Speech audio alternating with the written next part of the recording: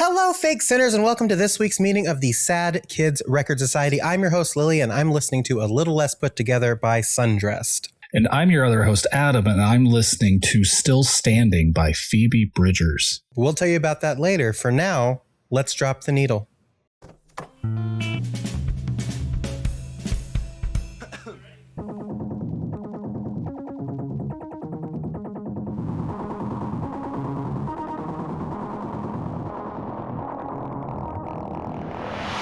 This is amazing. You are literally like my musical soulmate.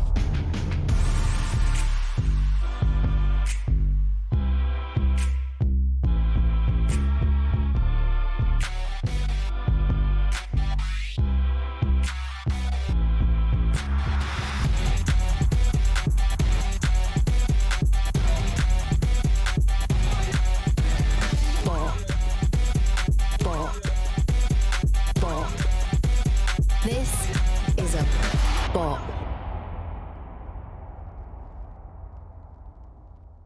I'm really glad that you said Phoebe Bridgers because I wanted to do Phoebe Bridgers, but I saw a TikTok today that made me switch. So I'll talk about that later. But I really did wonder when I pick it. I was like, is this going to be the one? Like, is this going to be the artist that's going to be the one? Yeah, no, I will. I'm glad that you picked it because I did want to talk about it this week. So. Yeah. If anybody ever tells my children that I picked Phoebe Bridgers, I will fight you to the depths of hell, just for the record. Wow. I mean, there's like audio and video evidence of you picking Phoebe Bridgers, so. That's fine. They'll never find it. I'll tell them. Aurora's on like every social media known to man. I'll just pretty much send it to her. Well, in any case, it's a podcast and we're talking about podcast dev. Yeah. So we're here. I just got back from the doctor. My blood pressure looks great. My cholesterol looks great. Hell yeah. And I'm really doing this gender thing really good. Is what they're saying. It's not just me saying it. Everyone's saying it. I'm doing this gender thing really good. So absolutely. Just want to keep you all posted on that. Love it. Adam, have you been seeing, there's been a sound on TikTok and it made me go back and listen to a lot of Blink this week. Oh, no. Have you been seeing that trend on TikTok recently where it is the like isolated vocals of the end of Feeling It? No. Where they're just like singing on top of each other. Oh, I've heard it, but I have not seen it on TikTok. Like I think I've heard that, and it's very, very good. Yeah, people are just using it as like a sound now, and it's like, oh, I'm feeling it. Yeah, I'm feeling it, and so yeah, I'll send next time I come across one, I will send it to you. But sure. Now that you say it, like I feel like this is one of those sounds that just kind of like comes back every now and then. It kind of is just one of those evergreen things where people forget about it and they're like, hey, no, that sounds really good. Let's do it again. Yeah. I haven't listened to Self-Titled all the way through in a while. Sure. So it was good to go back and revisit that a little bit because it's a great album. That actually made me ask this question because I don't have it pulled up and I'm not going to pull it up. Do we have Self-Titled or Take Off Your Pants and Jacket on our list of albums to cover? I'm pretty sure it's Self-Titled. That would make sense to me. Well, which one has? Well, actually, which one has?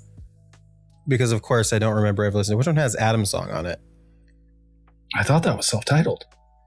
I don't think it is Self-Titled. Now I need not remembering and talking about it. Yeah, well, now I absolutely need to go look because now I'm very confused because I'm like pretty stoked on Self-Titled right now. Not that I'm like objecting to Take Off Your Pants and Jacket, but it's like if we're doing Enema of the State. We're probably doing Enema of the State. Yeah, which is the one that has somebody is screaming the name of the album. Where is it? That's fine. It is Enema of the State. Of course it is. So let me ask you this question. They can get glad in the same pants they got mad in. Do we do we stick with Enema of the State, or do we pivot to self-titled or my God. Pants and Jacket? Because it's going to be a while before we get to it. It's I'm not going to say what season number it is in here, but yeah, we might have to have that discussion internally off mic. Maybe. Sorry, I broke the podcast for a second on my thing. Damn it, Adam. It's all good. Did you hear anything that I just said? I came in at the very end where we might have to talk about it, and I agree. Yeah. Because I found out that Zencastr actually has like controls for video, and I've always fought Zencastr. I'm like, I need you in a bigger window and not me in a window at all. And then it turns out I found out picture in picture today. Oh, look at you. So that's good. And then I accidentally did a full screen, and then when I closed out a full screen, it just paused your video, which was like, that doesn't work for me either. No, because I'm too pretty to not look at in motion. Exactly. That's why you should go to Sad Kids Record Society on YouTube and see my beautiful face and whatever the fuck Adam's got going on. Whatever the fuck I am. You know what, Adam?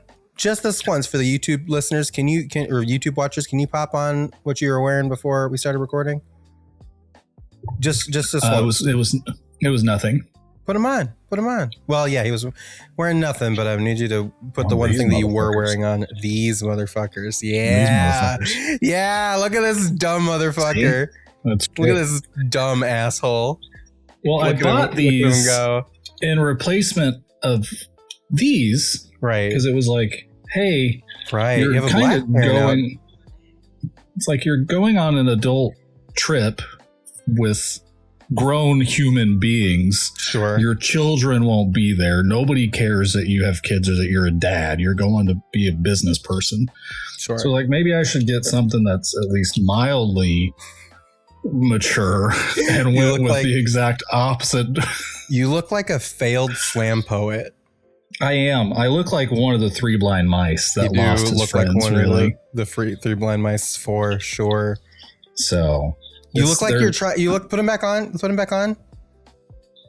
You look like you're trying to steal jazz from black people. If they really just stuck on my nose, I'd look like a more dipshit white Morpheus. True. Machines. Really throwing it back for all the red people. Pill or blue pill. It's got like springs on it too for some reason. I think they're like trying to be steampunky. Sure. Really? They would need to be smaller. I think the lenses would need to be smaller for them to be steampunky. Oh, yeah. Great angle. Which I think is also why like it came with a red pair. It was just like a 2-pack. I was like, well, I'm gonna. Did you get them on fucking TikTok shop? It was Amazon actually, surprisingly. But the red is obnoxiously red. Like it looks like you might as well almost be in kind of like the hell version that Constantine goes to is about what it is, just with even more contrast on the red. Interesting. Okay. I would need to see those, but I think I know what you're saying. But yeah, I'm happy to be here. I've got my Kelly Latte coffee, which is a local place I'm very excited about. And I think the most important thing for me right now is that we have the Witch's Brew Alani's back in action. Fuck yeah, 'tis the season. I've been seeing the Reese's Pumpkins since the beginning of August, and truly, it truly is my time of year. I'm like super fucking stoked about Halloween. I love Halloween, dude. Like, I thought you meant Reese's Pumpkin Alani. That's why I was like, I would try it. I'm not going to front here. I would fucking give it a shot. Alani can do no wrong to me. I'm just very happy about Alani. I found out that like politically they're okay as a company. So I'm feeling really good about Alani. So I just want to just really shout out Alani and just all the good work that they're doing. Thank you, Alani. Yeah. Based God. Check the Discord. Oh God. What did you do? Oh, okay. I see. It's like kind of like blood red, like Daywalker shit. Yeah. Yeah. Yeah.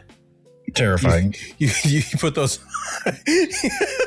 You look like Blade's adopted cousin, Dagger.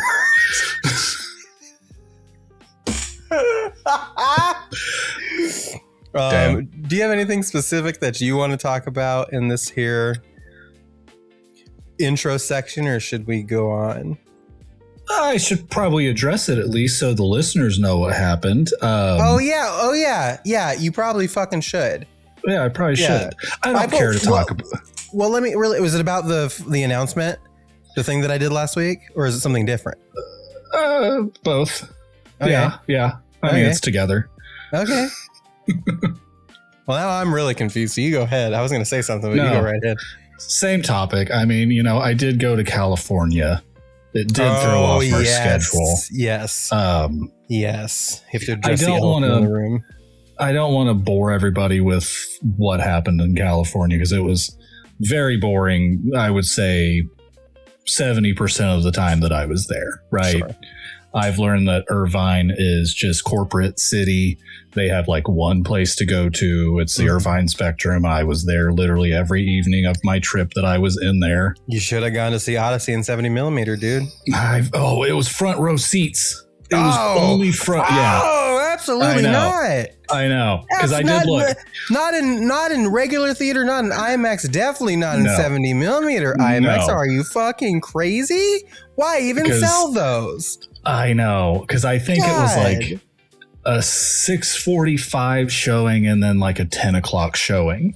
And both were front row. Because it was like, if I really have to, I'll go suck it up and do a 10 o'clock. Like my time is already fucked up. It's 2 hours behind me. I don't even know what the concept of time is anymore while I'm there. Sure.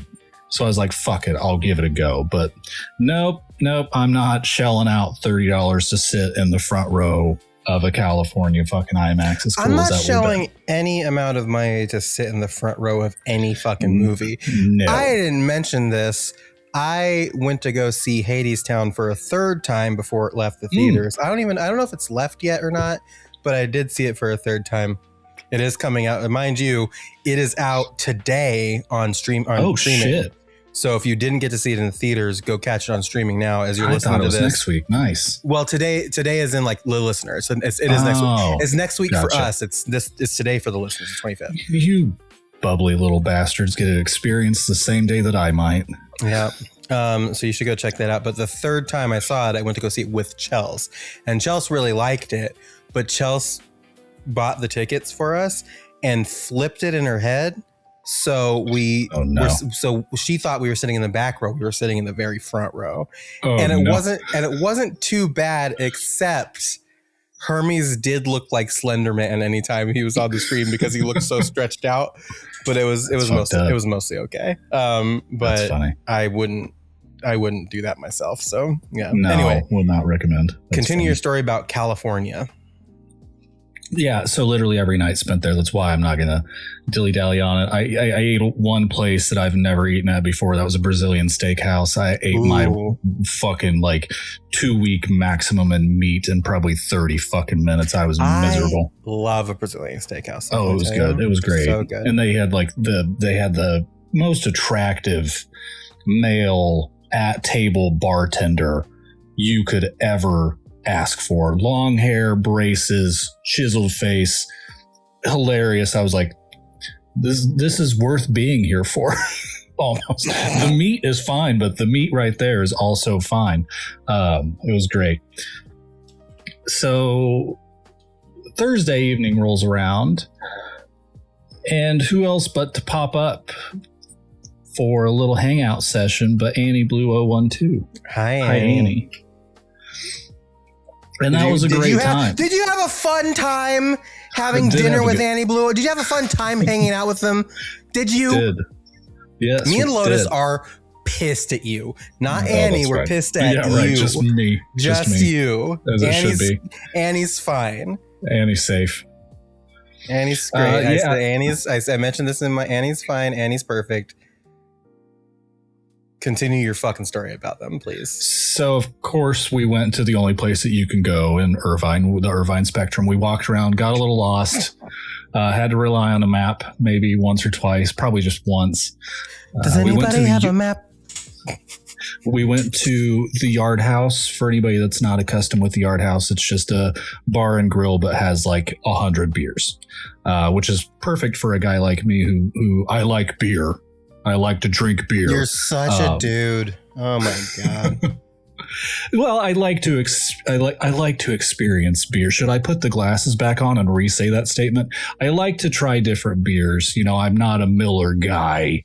I want to drink good beers. So we ate at the Yard House on Monday. The beer that I had is the same beer that I recommended to Annie, called a Delirium Red. It was like fruity, tart, really good. Came out like a dark red. It was really good. So that's what I offered to Annie. And then I had 2 beers that I don't even recall what I had. We split nachos. Annie got an experience that I don't know how to eat like a human being. I had more nachos break either against my mouth or in my mouth than I had ever happened in the past. You are kind of an awkward eater. Yeah. I've seen it. I don't like eating in front of people. No. Well, remember we went to the fucking Frickers, or was it Frickers or was it Roosters? It doesn't matter. It's a chicken place in Ohio. And yeah, you're an awkward eater. A little bit. Yeah. It gets nasty. It's kind of feral. Maybe a little too savage for somebody that's like walking on 2 legs, I think, probably. Yeah, probably. Return to mom. Yeah, right. Just going back to my roots. Then we were done and they were like, well, what do you want to do now? Gratefully brought up that a local theater was doing Phantom of the Opera. Oh, okay. So not only did you hang out with Annie, you went to go see a musical with Annie? No. Okay. Only because of the time I was departing the next day, have airport anxiety, especially in new state. So no, and I didn't know how long it was going to take. So it's just like, no. What we did do instead was drive down to Laguna Beach. Okay. And that was amazing. I mean, just watching the sunset over mountains, which is obviously not an experience that you get in Kansas. I can eat at a lot of places in Irvine that I've eaten in Kansas City.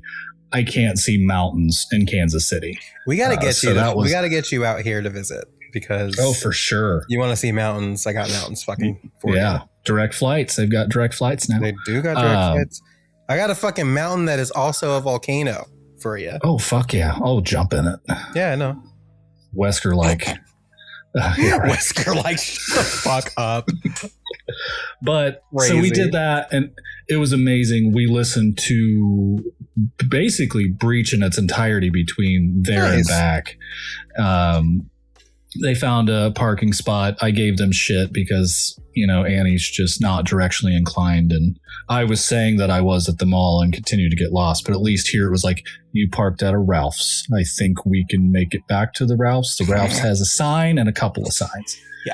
So we parked at the Ralph's, walked down one of the main roads of Laguna Beach, and then went over to the beach proper and walked the sand.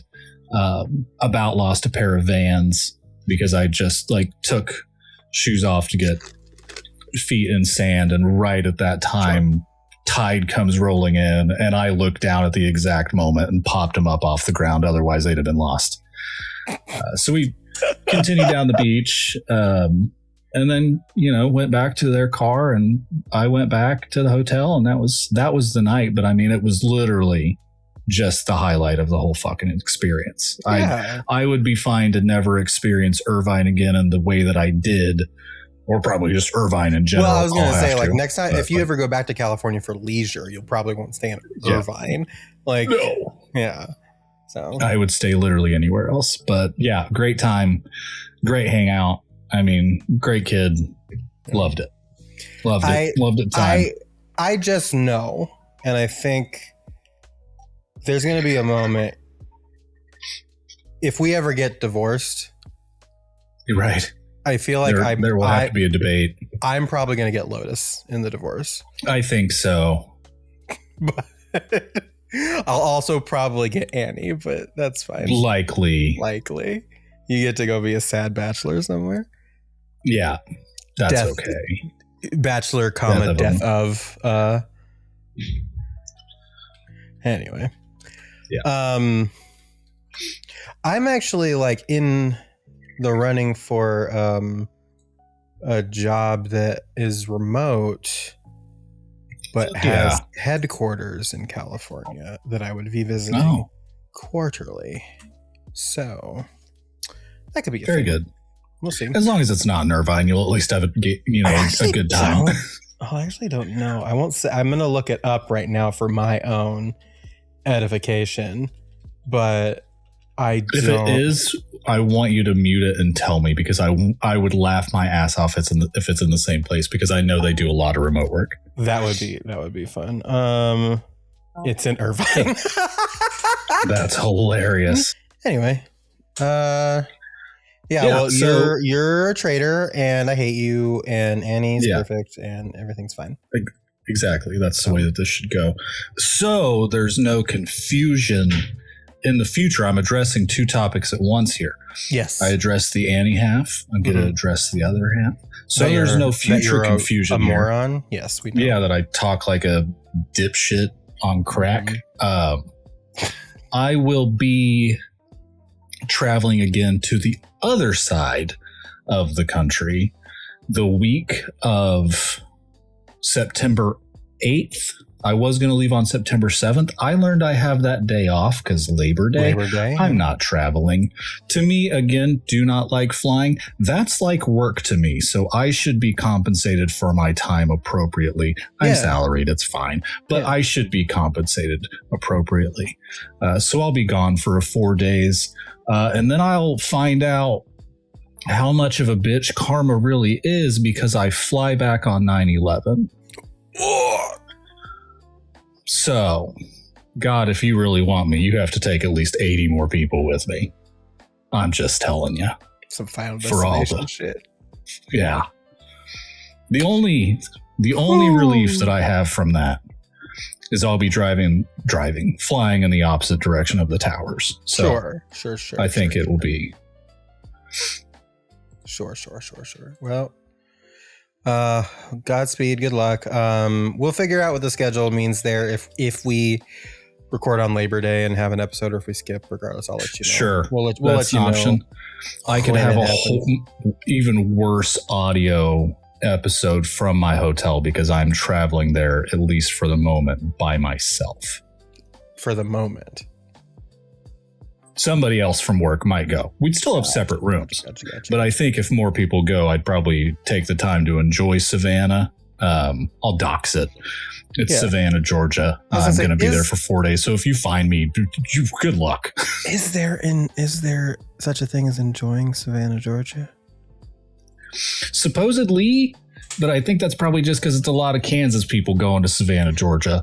That's off a port. Sure. So, water, sand, historic downtown Brango Burr kind of shit right there, really. I would say hit up Alessio, but I think Savannah is like almost 4 hours away from where he's at. So yeah, I can't remember if it's north of Atlanta or didn't even say that north south. It's like south. Atlanta is even bigger city than Savannah. That's true. Alessio's fine. That's true. Atlanta, it's like southeast on the coast. Like it's like way southeast. So of Atlanta. So, well, anyway, we'll see. Well, number one, sorry for missing a week. It's Adam's fault. Number two, I mean, I like you enough to say, hopefully you don't die. Right. I appreciate that. Yeah. But, until such time as we figure that out, should we go to the mail time section? Yes. Mail time.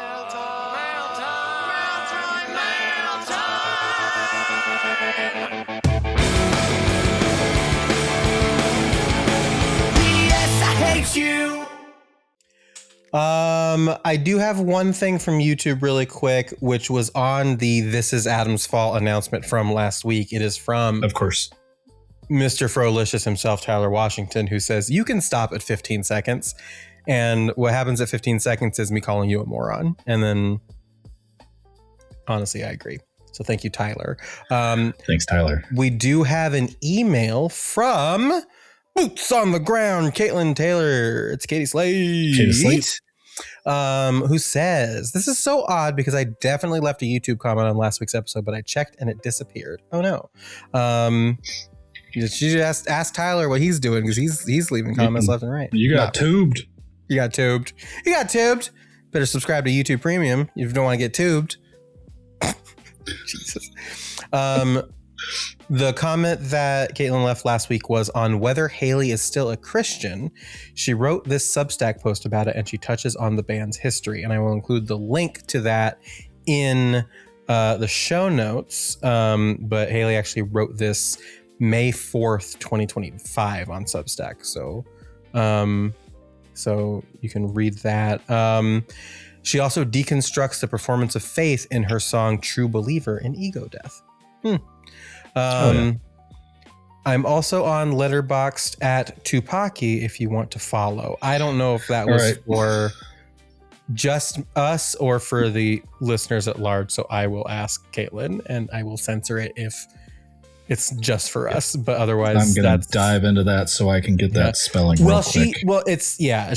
She sent that to me because I was followed by her on Letterboxd and I didn't realize it was her because there was no name associated with it. So now that I know who it is, I can follow Caitlin back. And I will do that because I consistently do not know how to get to the following list on Letterboxd because I am old and it is new. Known everything everywhere all at once is they love that, so it's a high mark on my list. Well, Tupaki is a name that comes from Everything Everywhere All at Once if you don't know the reference, but I'll cut that out if it's not for us. Has it been a quick minute that I have not remembered that? Yeah. Oh, yeah. That's good shit. I need to also, I don't think I reviewed Everything Everywhere on Letterboxd, so I should probably do that. Anyway, thank you, Caitlin, who also says, I'll likely resort to emails if my YouTube comments keep mysteriously vanishing.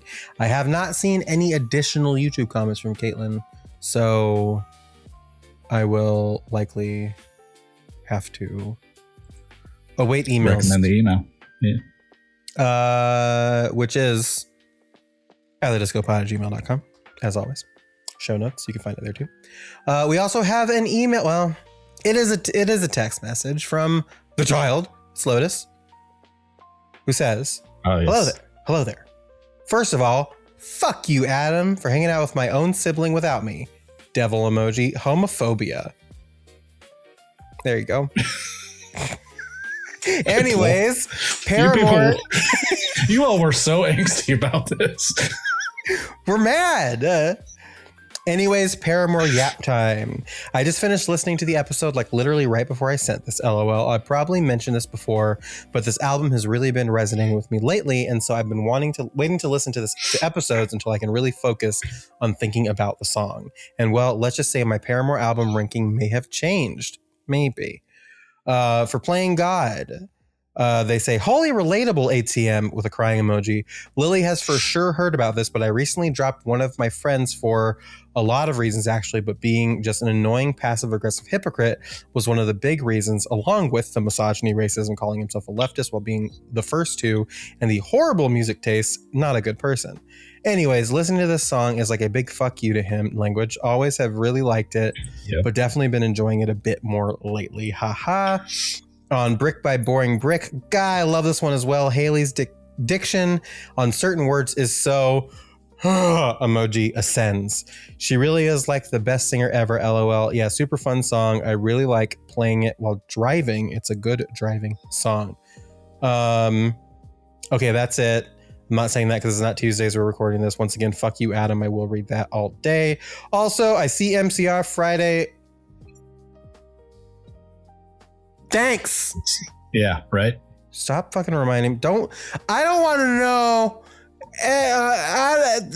Anybody who listens to the show writes in who's going to see My Chemical Romance. I don't want to fucking know. Okay, I don't want to fucking know. Stop talking about it. Stop talking about it.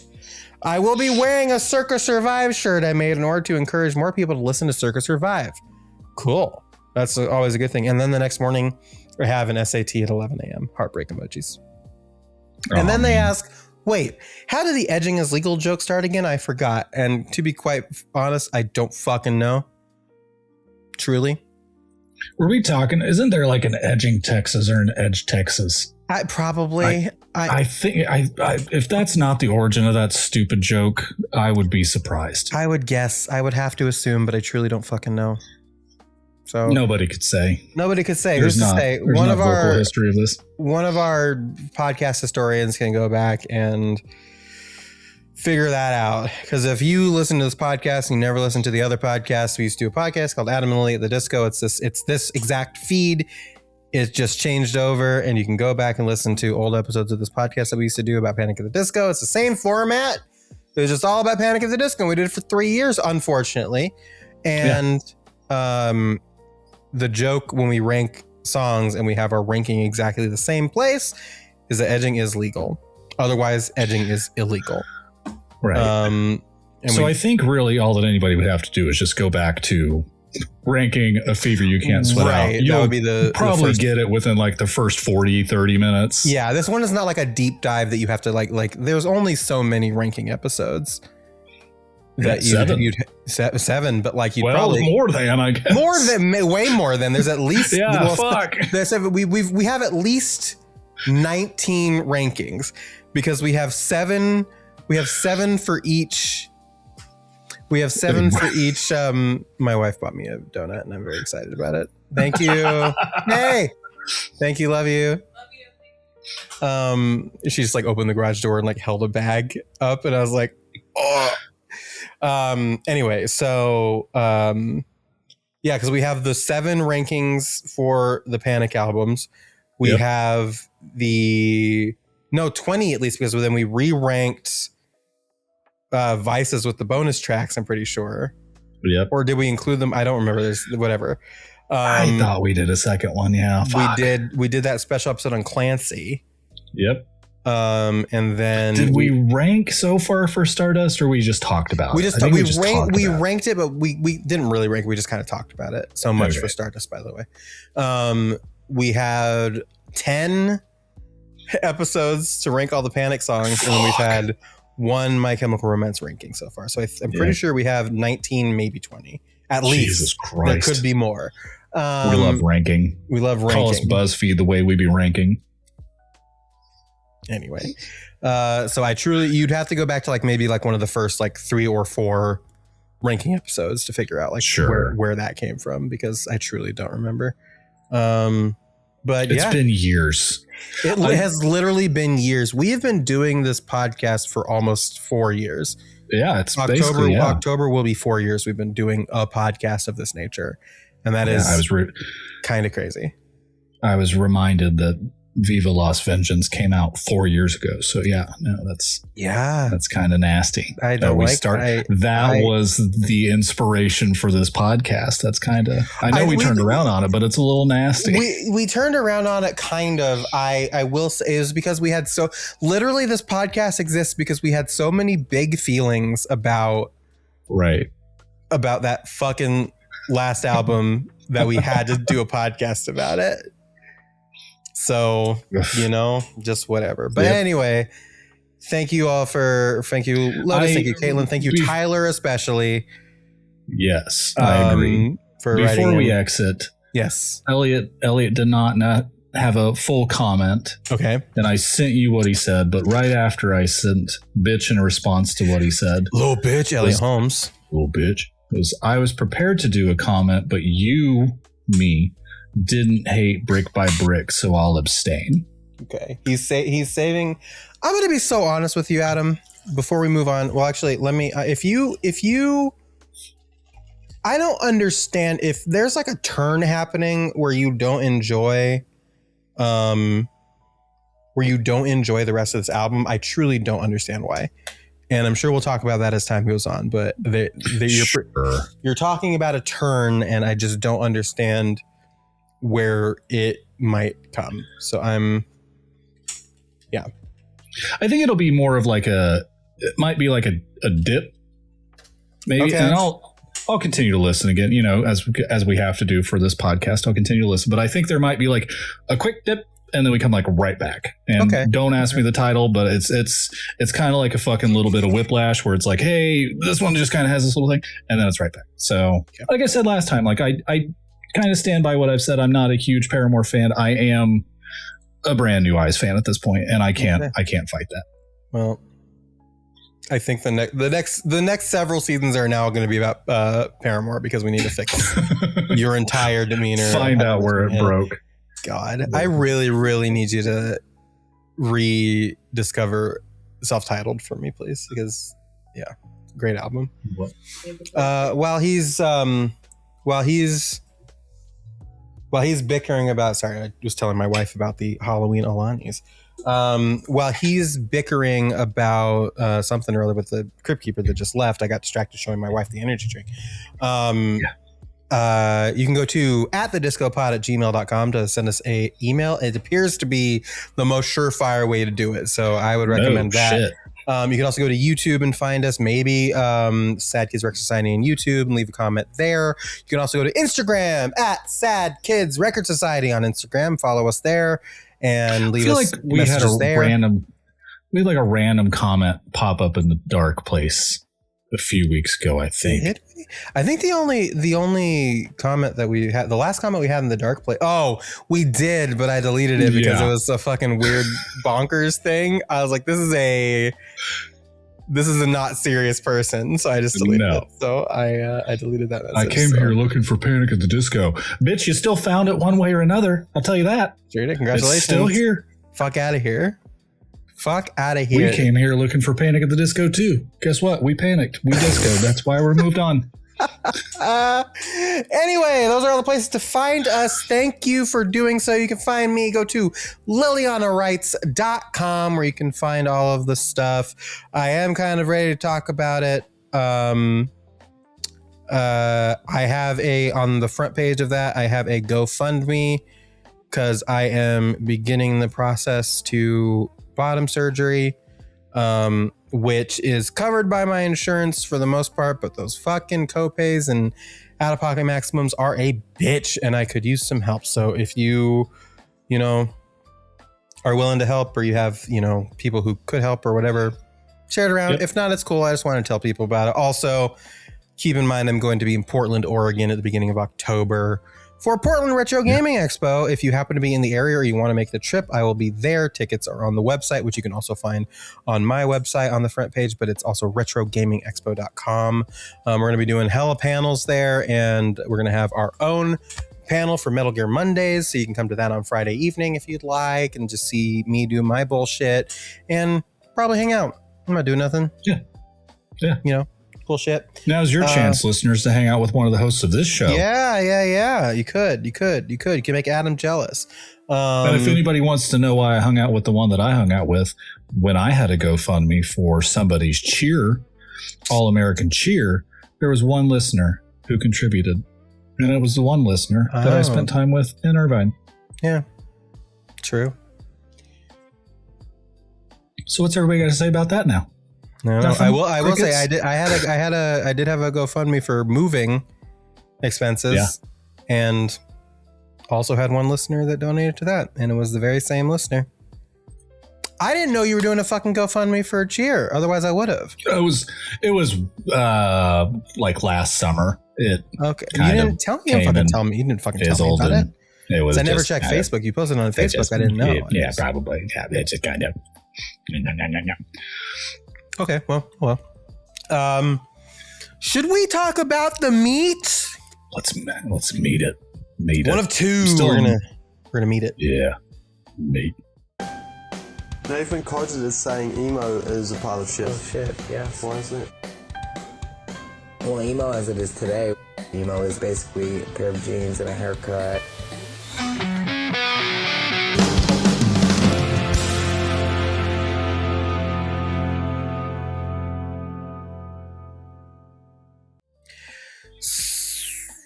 So the first of two. So what are you laughing at?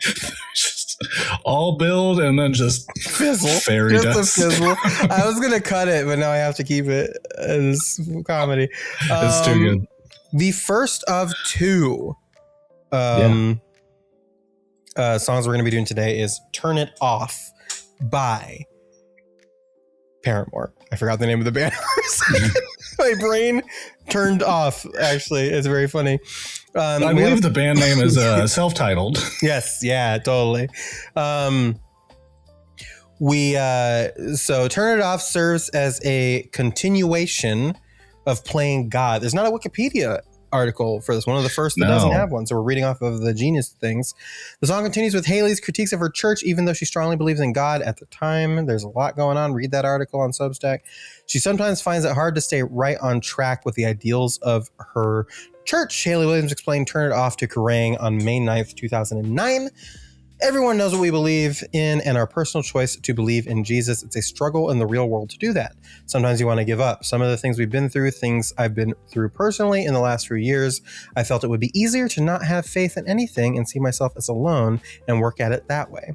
It sounds like a good idea, and I don't think it's anything anyone gets over. I also think it's a hopeful lyric too. If you find yourself at the bottom, the only way you have is to look up. It can't get any worse if you're at the bottom. On the track-by-track description of Brand New Eyes for AP, Haley Williams explained, "I wrote all the verses with no melody on the tour with we did last spring with the Jew band, Jimmy Eat World." It doesn't say that, but I cannot get over. I still can't get over the JEW thing. We did last spring with Jimmy Eat World. I apologize for that joke. That was not in good taste. We were going through so much as a band, a lot of negative vibes. I felt hopeless and even faithless a lot of the time. Funny, it had to be on a tour with some of our heroes. Nearly a year later, we're at our practice space and the guys are jamming this song. I just started singing these lyrics, reading them right out from my phone and making up the melodies as we went along. It worked. I memorized the chord progression and went home to write the chorus with my guitar in hand. Does anyone beside me think the last line of the chorus sounds like "when I hit the bottle"? Well, it's not, okay? Nice. The deluxe edition of Brand New Eyes included a handwritten lyrics notebook explaining her thought processes in writing the songs. Regarding "Turn It Off," she wrote, "In accordance with Playing God, this song is the emotional result. How I feel when I think about the stupidity displayed by so-called Christians, and it seems that people who don't fall back on faith have life figured out. Or at least it works fairly smoothly on the surface." Let me be clear here.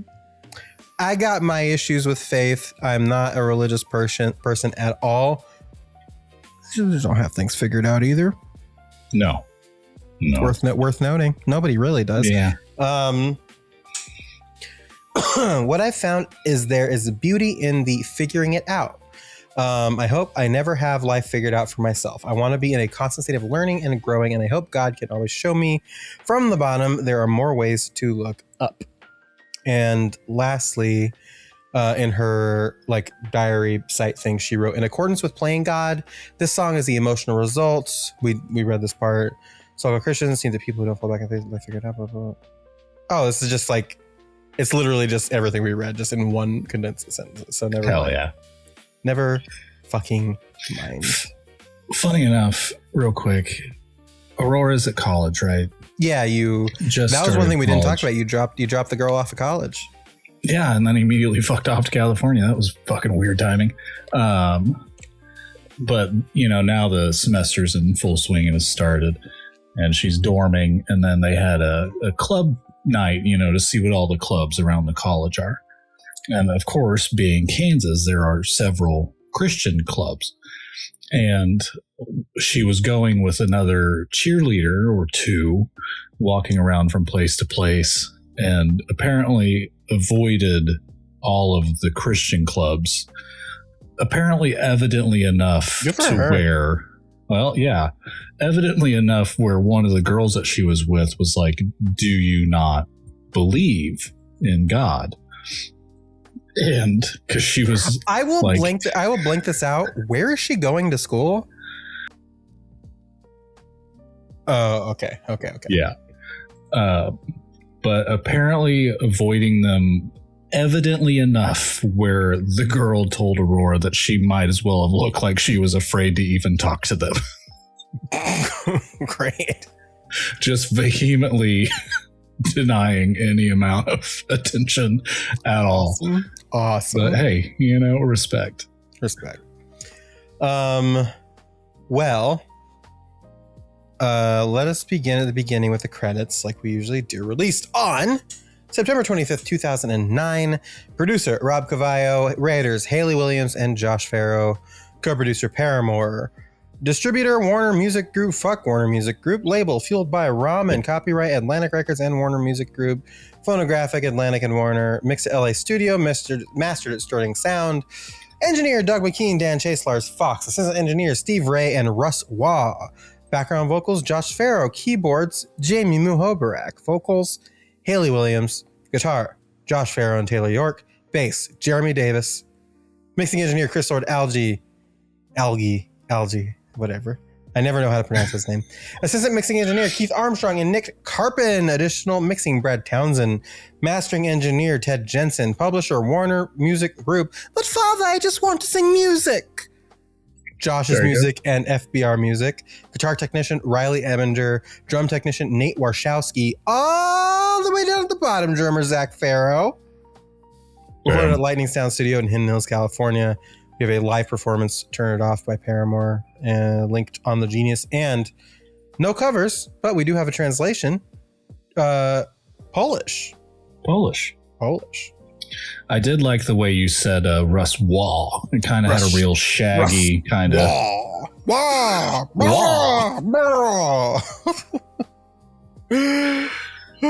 the tags are rock USA in English, emo pop, pop punk, and alternative rock. Hell yeah. Let's see. Not a lot of comments on the Paramore songs. It's not as much of a wealth of things to dive into as Panic or My Chem are. A lot of people just saying strong lyrics, best song, favorite song. So boring shit. Adam is leaving. You playing Yoshi, you fucker?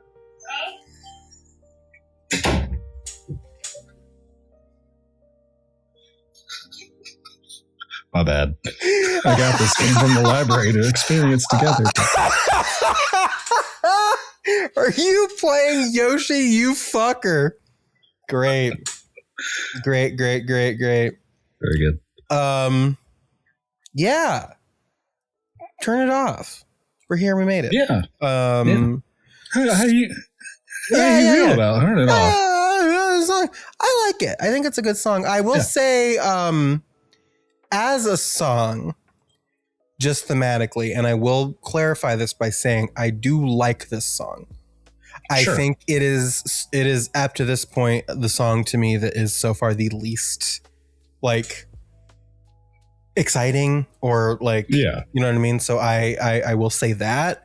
But I do like it. I enjoy it. The message is interesting. And I'm excited to kind of dive into the lyrics. But I will say, like, compared to some of the other stuff, like Haley sounds beautiful. Just as always, goddess angel. But I don't necessarily know that like the progression of it is pretty, I would say, standard. I think I like the acoustic version better. Okay. Because I think it's just like, I think it gives, the acoustic version will always be good because it gives Haley's voice more chances to like really shine. And there's a lot of really great like harmonizing and stuff at the end of the acoustic version that I really, really enjoy. Nice. And so I think that stripping it down makes it more remarkable for me because it really allows Haley's voice to like come out. But I think as far as like the instrumentation and stuff, it's like, it's fine. It's not bad. Yeah. Yeah, I think it's a fine song. I mean, I'm not going to say it's great. I do respect kind of the subdued nature of it. Yeah, it's nice. It's a little nice. It's subdued, especially after something like Brick by Boring Brick or something. It's yeah. Like even when it pops off, it's still just kind of like, let's relax a little bit. Let's get our point across. Let's just kind of chill about it. it's remarkably one that's not, it's not like angry, but still fairly pointed. You know, it's like that. It's kind of the calm after the storm kind of situation going on here. Yeah, agreed. So yeah, it's an interesting start to it because it's just like it seems like, I don't know, like we don't hate. Like, I don't hate it. I think it's a great song, right? But it's just like it's the fifth song after like 4 just like fucking wham bam bangers. Yeah, in my opinion. So it's weird, and it's interesting that this song comes where it's like more subdued, and then it gets really subdued after this. And it's like this, like it's literally, it feels like hitting the brakes a little bit going into the back half of the album, which is an interesting thought that we can kind of discuss as we go further, because I think the back half of the album feels a little bit different than the first half of the album. Agreed. So it's kind of like when you ask for like 5 big booms and then you lose your voice on the 5th boom. Boom, boom. So you can't really do anything. Yeah. Boom. Yeah. So should we get into the lyrics of it all? The song of it all? We shall. So it starts out, and again, I think like the intro of it is very like, I like the do into the drum into the guitar a lot, but I think it's just like this. It's just like it's like an easy riff to kind of get you into the first verse, and then it slows down, and it's just her kind of like going for it. But it starts with I scraped my knees while I was praying, and found a demon in my safest haven. Seems like it's, well, the way that she goes from haven into seems like the way that she kind of like, she doesn't need to rush it, but it adds to it the way that she does kind of like rush the seems like she like makes it hang a little bit, which I appreciated. But seems like it's getting harder to believe in anything than just to get lost in all my selfish thoughts. I want to know what it'd be like to find perfection in my pride, to see nothing in the light, or turn it off in all my spite. In all my spite, I'll turn it off. So that's verse 1. It's good shit. It's good shit. I think starting off with like really strong imagery does help. Mm-hmm. Yeah. Well, I think it's this idea is like this, the demon imagery, and like the scraping of the knees is interesting too, because it's just like, it's a disruption of something that should be peaceful. Right. And it's just like, you've already had this like interrupting moment happen while you're doing this. And it allowed you to kind of like see kind of the stuff that's going on around you in that moment, where like stuff has crept in. I mean, the other like notion of that is that you're doing this so hard, right? Like you're praying so hard, you're digging your knees in, and you just keep getting ground into the ground by doing this thing that all your life you've been told to do is pray, and you're just praying all the time, and you're praying harder and harder and harder with more hope. And then in the end, you kind of find out, sorry, Christians, that all of this deep knee praying that you're doing is really all that you're going to walk away with. Deep knee's weird. Don't like that. Really all you're I don't like that. Sorry, God. Is all you're kind of going to walk away with is all these empty prayers, right? Because in the end, you hope they'll get answered, but you're praying so constantly and so effortless, like so full of effort, not even effortlessly, like so full of effort that something's going to happen. Then you just kind of wake up the next day and you're like, oh. Yeah. Like I hoped for all this, I prayed for all this, and still today is not necessarily a new day. It's the same shit every day. Yeah. And it's also interesting, like the way that that everything follows after this, right? Where is this idea, like I had all this experience, I found the demon in my safest haven, and then it's just like really questioning, like it's getting harder to like do this, and all I want to do is just, you know, live, like not have to think about it. And like I kind of want to know what it's like to just, you know, live that life of, you know, pride and like be independent and stuff, and like have no thought to like what the light is showing me, and just do whatever. and this like declaration that like in all of my spite for this, I'm just going to turn it off and not think about it anymore. So it's a really interesting like deconstruction almost in some ways. Yeah. When it comes to just get lost in all my selfish thoughts is kind of a feeling that I know that I experienced whenever I had my strong dabbling with Christianity and my, my dumb youth. Not dumb because Christianity, but dumb because dumb. Was just like you kind of get taught a lot that your every thought should just be about serving and doing and praying and serving and doing and praying and all of that. That like anytime that you focus on yourself, you feel like you're sinning in a way. Like you can't think even about like, what do I want from anything, because he is everything, right? Is what they're going to say. And it's like, but I'm still kind of a person, right? Yeah. Like I'm still a person that should probably have some self-thought, and they're like some agency. You don't need that. Yeah.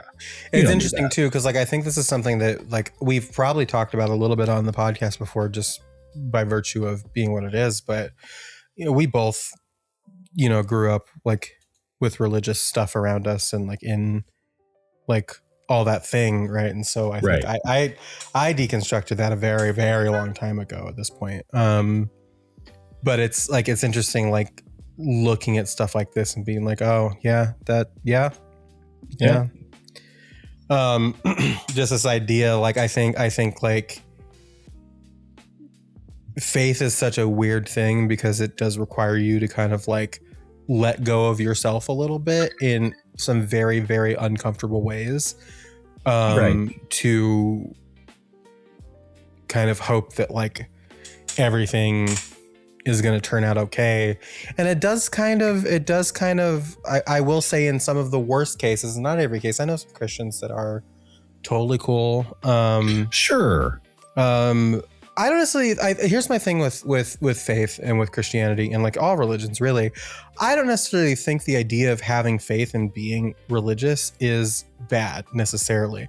I think that organized religion that actively ignores the tenets of what the faith is a cult. Yeah. And I think it's extremely problematic. And I like, as a kid, like I've read the entire Bible, like as part of like schools and like retreats and all these other things when I was younger. Yeah. And like I've seen it and I've read it, and it's so interesting. Like as parables and as books, it's not like they're not like bad stories, but it's like people take it and twist it and ignore it to fit some type of bubble, and that's the shit that's bad. Right. Like Jesus would hate these people. You know what I mean? Yeah. Like kind of shit like that. But it does, and I get what she's saying in this first verse. Like it is like you are giving up so much agency to then buy into this idea of faith and a higher power that is organizing everything. And man, wouldn't it just be great to be able to just do, without having to think about like some guiding hand moving you through life. And I think like I get where that's coming from for sure. I read the old Bible. I read the Old Testament. Mm-hmm. And it's not that I wasn't like a New Testament guy, but kind of Old Testament was like, I think I've probably had enough, because I've had enough osmosis through everything else that it's like, I kind of wish that they would have just gone back a little farther and done a little bit more of that. Not that it's always great, right? But it, especially depending on what kind of church you go to, like Southern Baptist, which is strange to say for Kansas, but like Southern Baptist is probably not the best way to try and indoctrinate your kids, because it's just sometimes the most vile shit that you can find. Like it's hard to say that it's not evil in its own right, but like it is incredibly vile to your personhood, your self-image, your kind of being outside of the church. Yeah.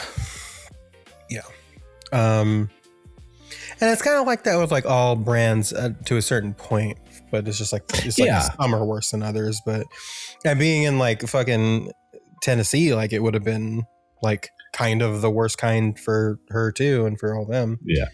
So anyway, all that being said, we move on to the chorus, which I love this chorus. This is a really, really great chorus, I think. And the way that she sings, like yells it almost, is just so good. But she goes, and the worst part is, and she like goes up. Yeah. Oh God, I really, really love this chorus, God. She goes, and the worst part is, before it gets any better, we're headed for a cliff. And in the free fall, I will realize I'm better off when I hit the bottom.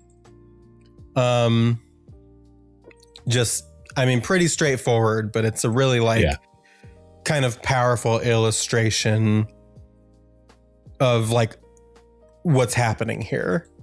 Right. Like this whole thing, like before it gets any better, we're headed for a cliff. It's that moment where you crest down from like this idea that there is something higher, and then you're better off when you hit the bottom, because it gives you a chance to rebuild after things have been deconstructed, and it gives you a chance to build from the bottom up and kind of like construct a person from scratch, basically.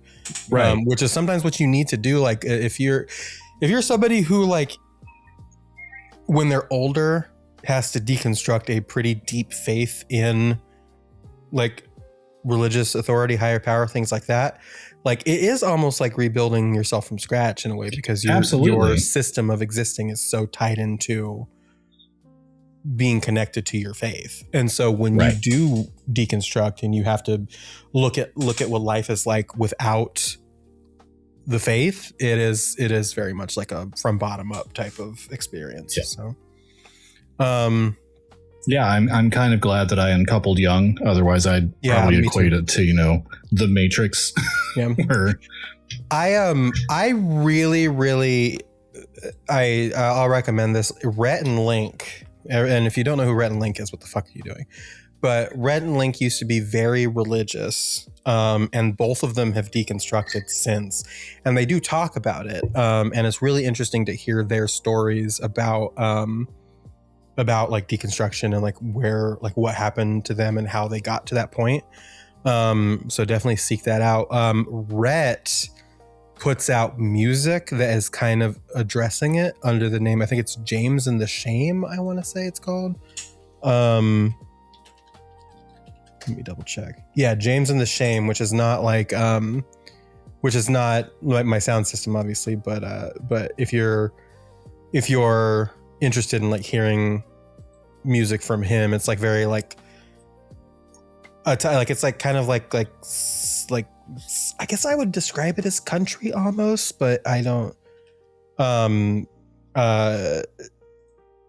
Yeah, I would say country, definitely country, but sure. It really is coming from, like, he started doing it in 2022, and it really is about like his deconstruction and stuff like that. So definitely check them out and like what they've talked about, because it's very like interesting and very heartfelt if you want kind of like a good adult story about deconstruction. But nice. We move on to verse 2, if you're ready. Yeah, let's do it. We get back, because again, we built up the music again into the chorus, and then it goes back down into like the slower version for verse 2. So it goes, the tragedy, it seems unending. I'm watching everyone I looked up to breaking, bending.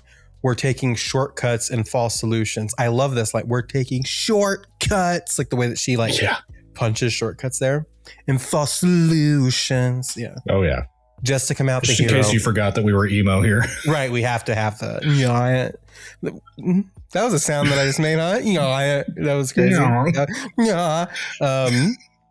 We're taking shortcuts and false solutions just to come out the hero. Well, I can see behind the curtain.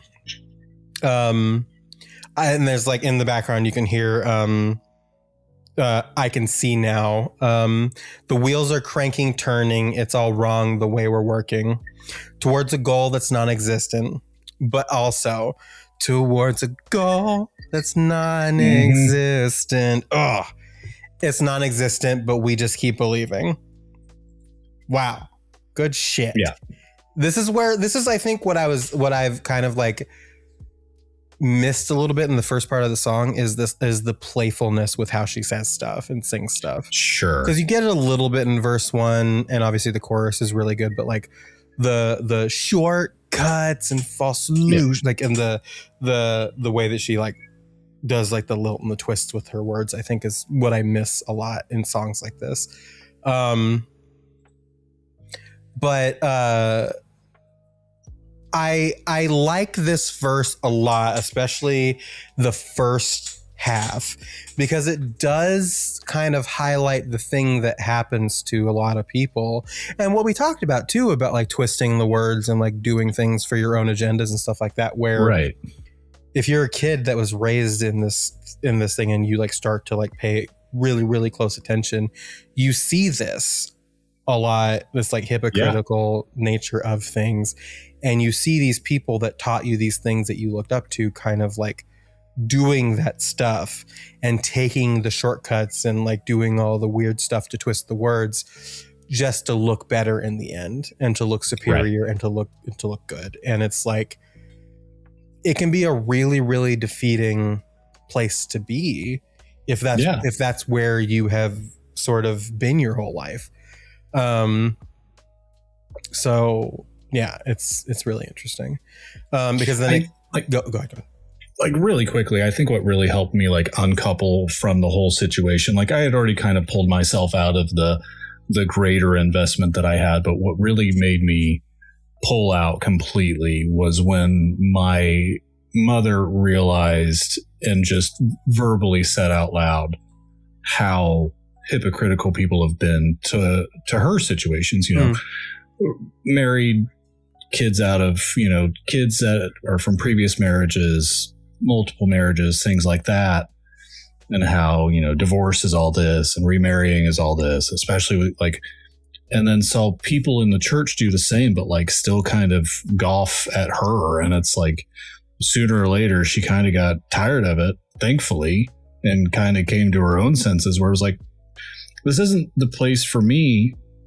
And she uncoupled herself from the church for a long time, but my mom is incredibly faith-based and has now returned to a new church in Texas that it sounds like is better to her at least. But it was like definitely where we were at that time was like, okay, you have this realization, which means that I wasn't the only one kind of feeling it. I'm not pulling out of it out of youth angst. You as the adult at that time is like, yep, nope. If you're saying it, then I'm right. And I'm kind of doing what's best for me as well. Yeah.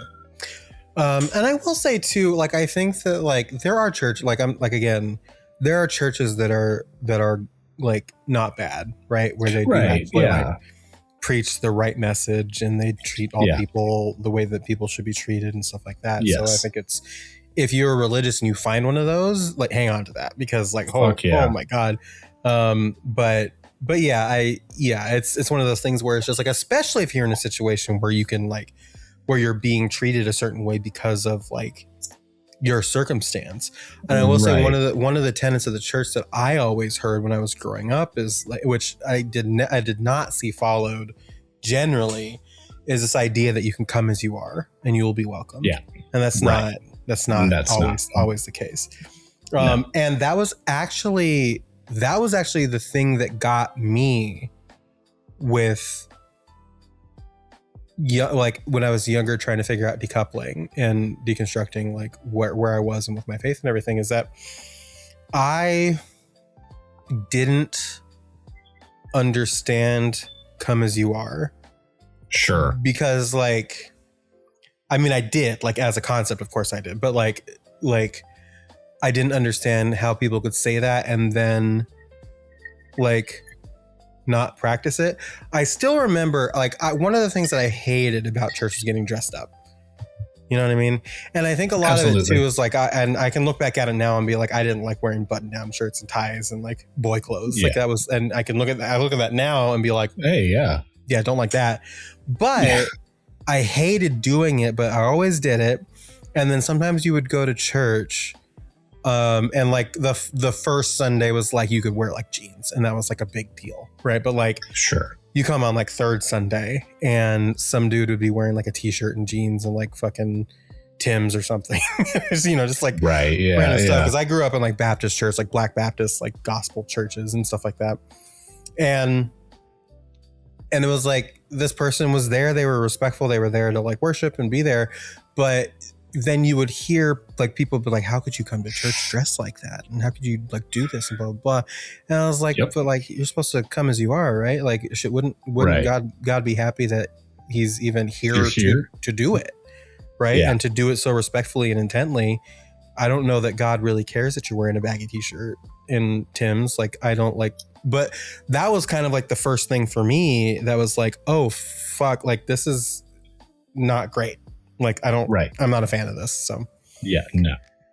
But yes, so but that also then turns into the second part of this verse, which is, I can see behind the curtain all these things, like the way that, the way that we're working in like the goal, like this goal that we're trying to get to, whatever, everlasting, whatever, we keep believing in it, even though it doesn't exist. And that's this, like, again, this really, really complex idea that comes with deconstruction.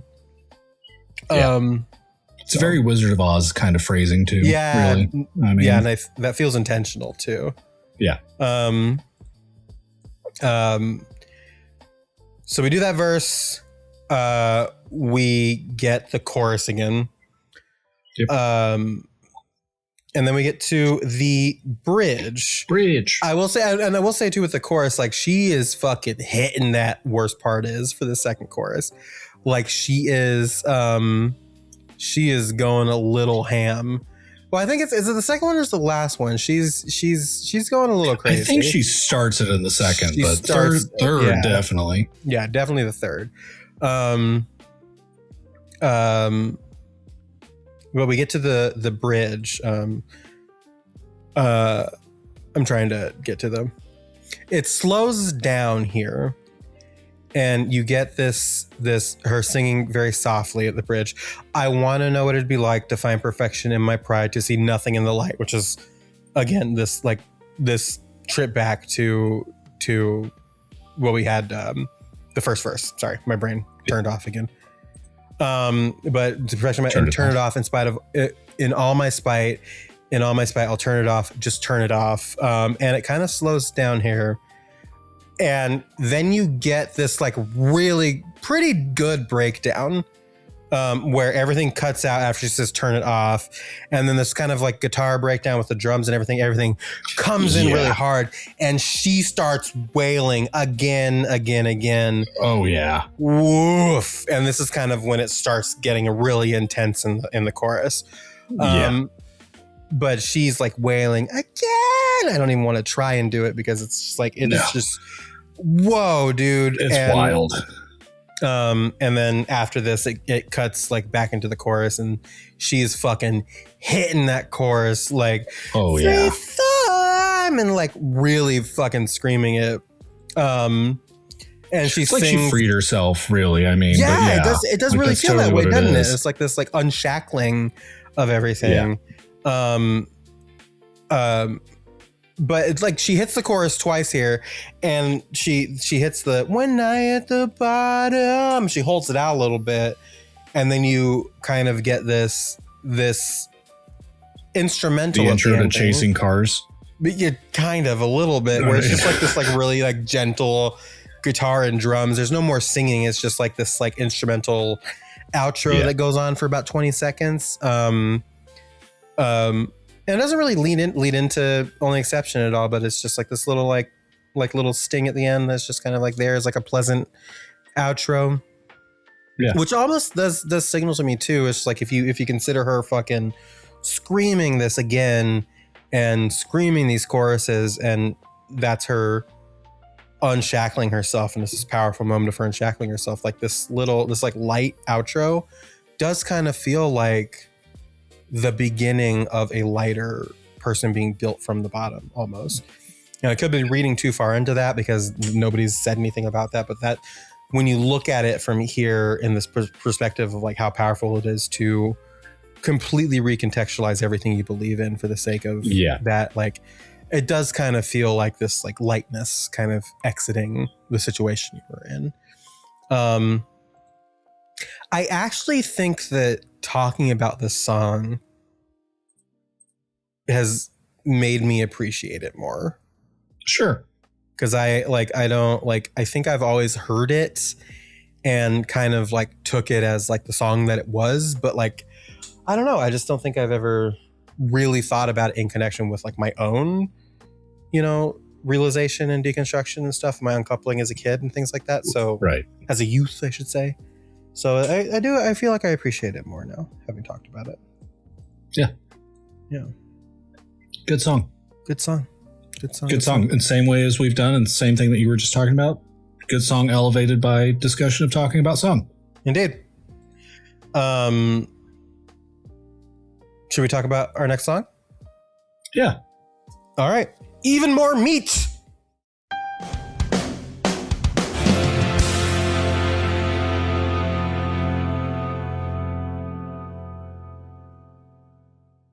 Adam. Oh. The only exception is a song by American rock band Paramore. It was released by Fueled by Ramen in February 2010 as the third single from the band's third studio album, Brand New Eyes. The song was written by... haunted me for years. Just haunted me. Just haunted really you? Haunted just you? Lived over me. Just haunted. Did you know? Did you know that you like one Paramore song?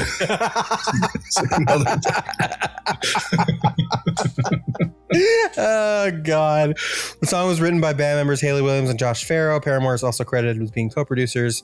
Generally well received by music critics. We'll talk about that here in a second. The only exception was the most successful single from Brand New Eyes, having topped the United Kingdom rock chart and peaked at number 13 and number 17 in New Zealand. We'll talk about this later. The song received a Grammy nomination for Best Pop Performance by a Duo or Group with Vocals. It was the band's most successful single until the release of Ain't It Fun 2014. And this is really like the song from this album, right? Like we can agree on that. Like I think Brick by Boring Brick is a big one as well, but I would say that like the only exception is like the song when you think about Brand New Eyes. Like it's the one that people know from the album. Like it's the song. It transcends the album. It did. Like this is... I was hearing this shit everywhere. Yeah, rightfully so. Like this is a song that kind of broke containment, I believe, in a good way.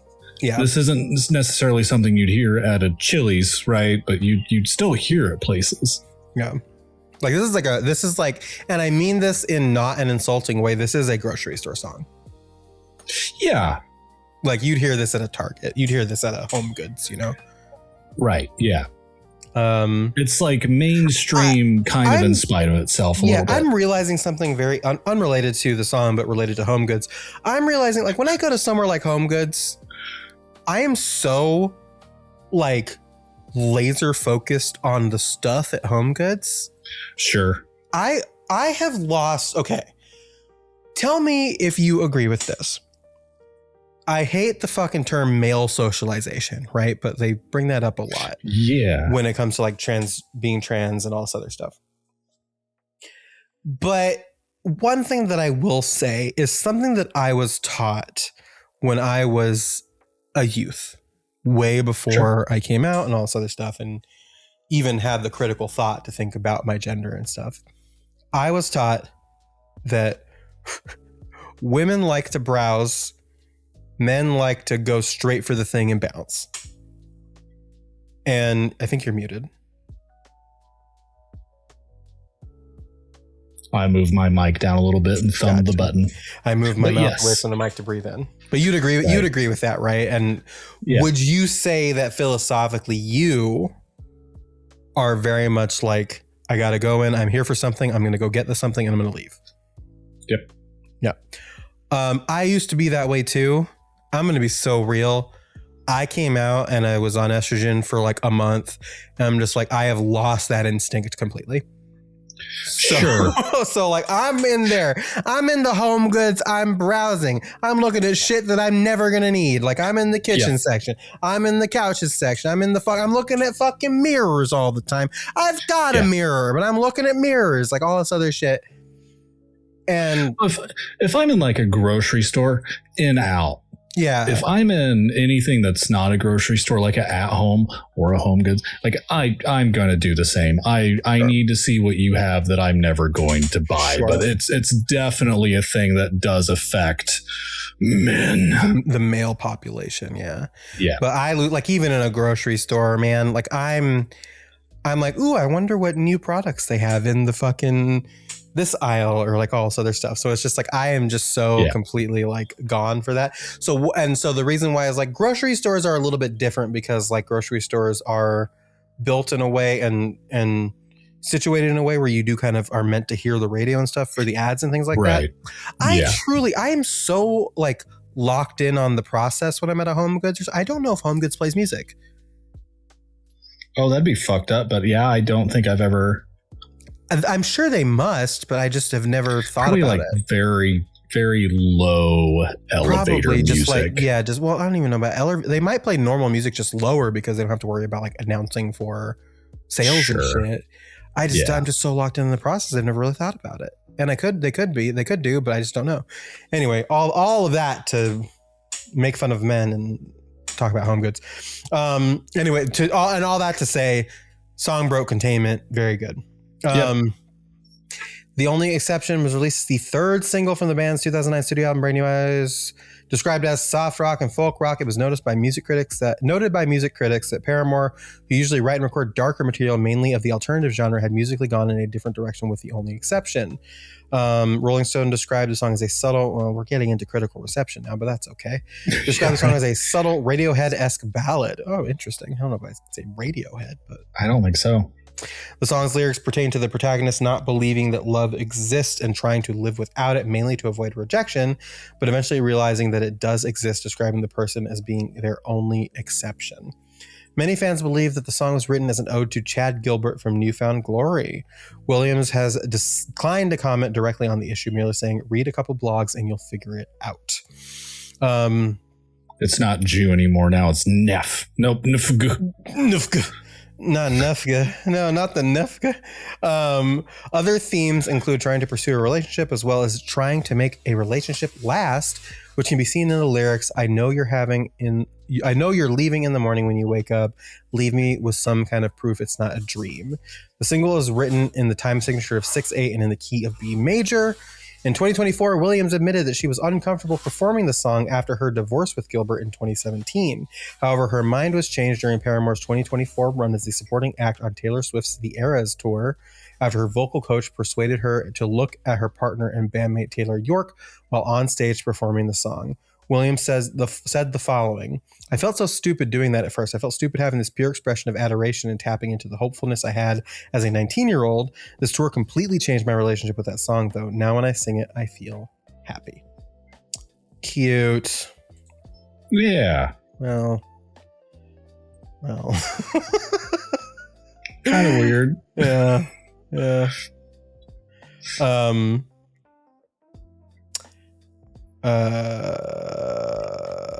Where I lost my brain. Okay, I'm doing that a lot today. Lost my brain. It's because they took my blood at the doctor, and that's why I'm gonna blame that. The only exception received generally positive reviews from contemporary music critics. Williams' vocal performance was mainly praised by music critics. Michael Wood, a writer for Spin, felt that the only exception was a surprisingly soulful acoustic number and compared its musical structures to, you ready for this? Parachutes era Coldplay. Lots of Coldplay comparisons Why? We've been getting on this podcast. Maybe we should cover a Coldplay album. Psych. I don't know about that. Wood commented, okay, I'm going to say something. Uh-oh. I like Milo Xyloto a lot. That one album. I mean, you know. It has Hurts Like Heaven on it. It's a good album. Whatever. And I think Violet Hill. I like Violet Hill. Anyway, Wood commented that the song was an upgrade that consisted of focus and intensity. Leonie Cooper of NME noted in his review for Brand New Eyes that Paramore were able to showcase their maturity with multiple ballad songs, specifying the only exception. Cooper commented that while the song's lyrics seem to be a nondescript love song, that does not quite warrant the abrupt change of pace. That is just a pretty abrupt change of pace, I will say. He praised Williams' vocals. Cooper further stated, the song feels like something Katy Perry would dismiss for being too lightweight with its mechanical campfires. I don't know that I care what Katy Perry thinks about anything. I don't give a fuck. With its mechanical campfire strumming and general uninspiring air, its saving grace, however, comes with Williams' vocals, which are flawless and sturdy throughout. Even though the song gets soppy, she never does. Weakness just ain't in this lady's repertoire, and for that, we offer her a hefty high five. High five. I agree. High five. My wife. Yeah. High five. I will say that is something that is a very true thing about it. Does not really matter what she's singing.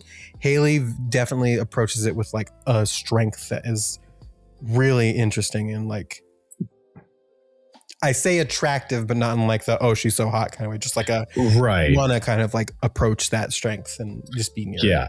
So nobody's ever going to call Haley Williams a pussy and mean it. True. Mark Hirsch of the Boston Globe listed The Only Exception as the highlight of Brand New Eyes, crediting the song as being an essential. Adam would agree with that statement. Hirsch said that The Only Exception is probably the best place to start with the album, describing Williams' vocals as forging a connection rather than simply spitting out her feelings. He also praised the other band members for locking in a sympathetic simmer. I will say that too. We'll talk about this more, but like the instrumentals of this song really like they accompany her. They're there to like really put power behind behind what she's saying. Channing Freeman of Sputnik Music felt that The Only Exception had similarities to The Boy Who Blocked His Own Shot by Brand New. Oh, Brand New. I can't listen to Brand New anymore. I used to love Brand New. Freeman stated that on Paramore's All We Know Is Falling, My Heart was a blunt and obvious song. Paramore's All We Know Is Falling, My Heart was a blunt and obvious song that focused on a climax to be emotional. Meanwhile, with The Only Exception, Paramore have figured out that it doesn't have to finish loud to incite a reaction in the listener. Hell yeah. He also noted that the song shows Williams' lyrics have definitely improved.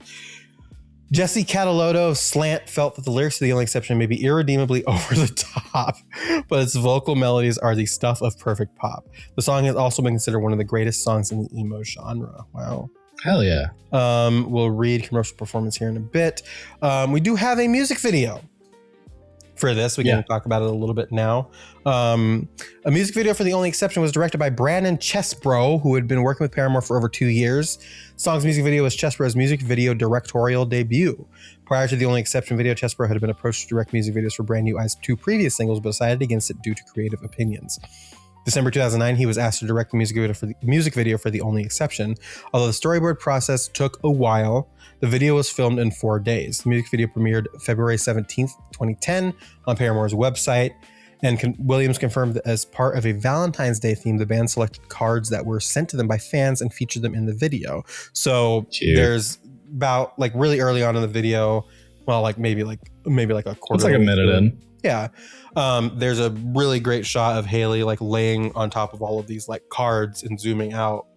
And I'm probably going to use that shot as like the picture for the episode. Absolutely. Yeah. But they like kind of like zoom into these cards, and it's a really great shot and really great shots, but those were all sent to them by actual fans, which is really cool. Hell yeah. Cute. During the video, she said, the band has crazy fans. All those cards are so detailed. These kids spent serious time on these cards. That's my favorite shot of the whole video. It was the first thing we shot, and I thought that if something falls apart and we only have that one shot, it could be the video all by itself and it'd be perfect, which I think is really nice. Music video opens with Williams waking up on a couch next to an unnamed sleeping male and writes a note that says, "I'm sorry."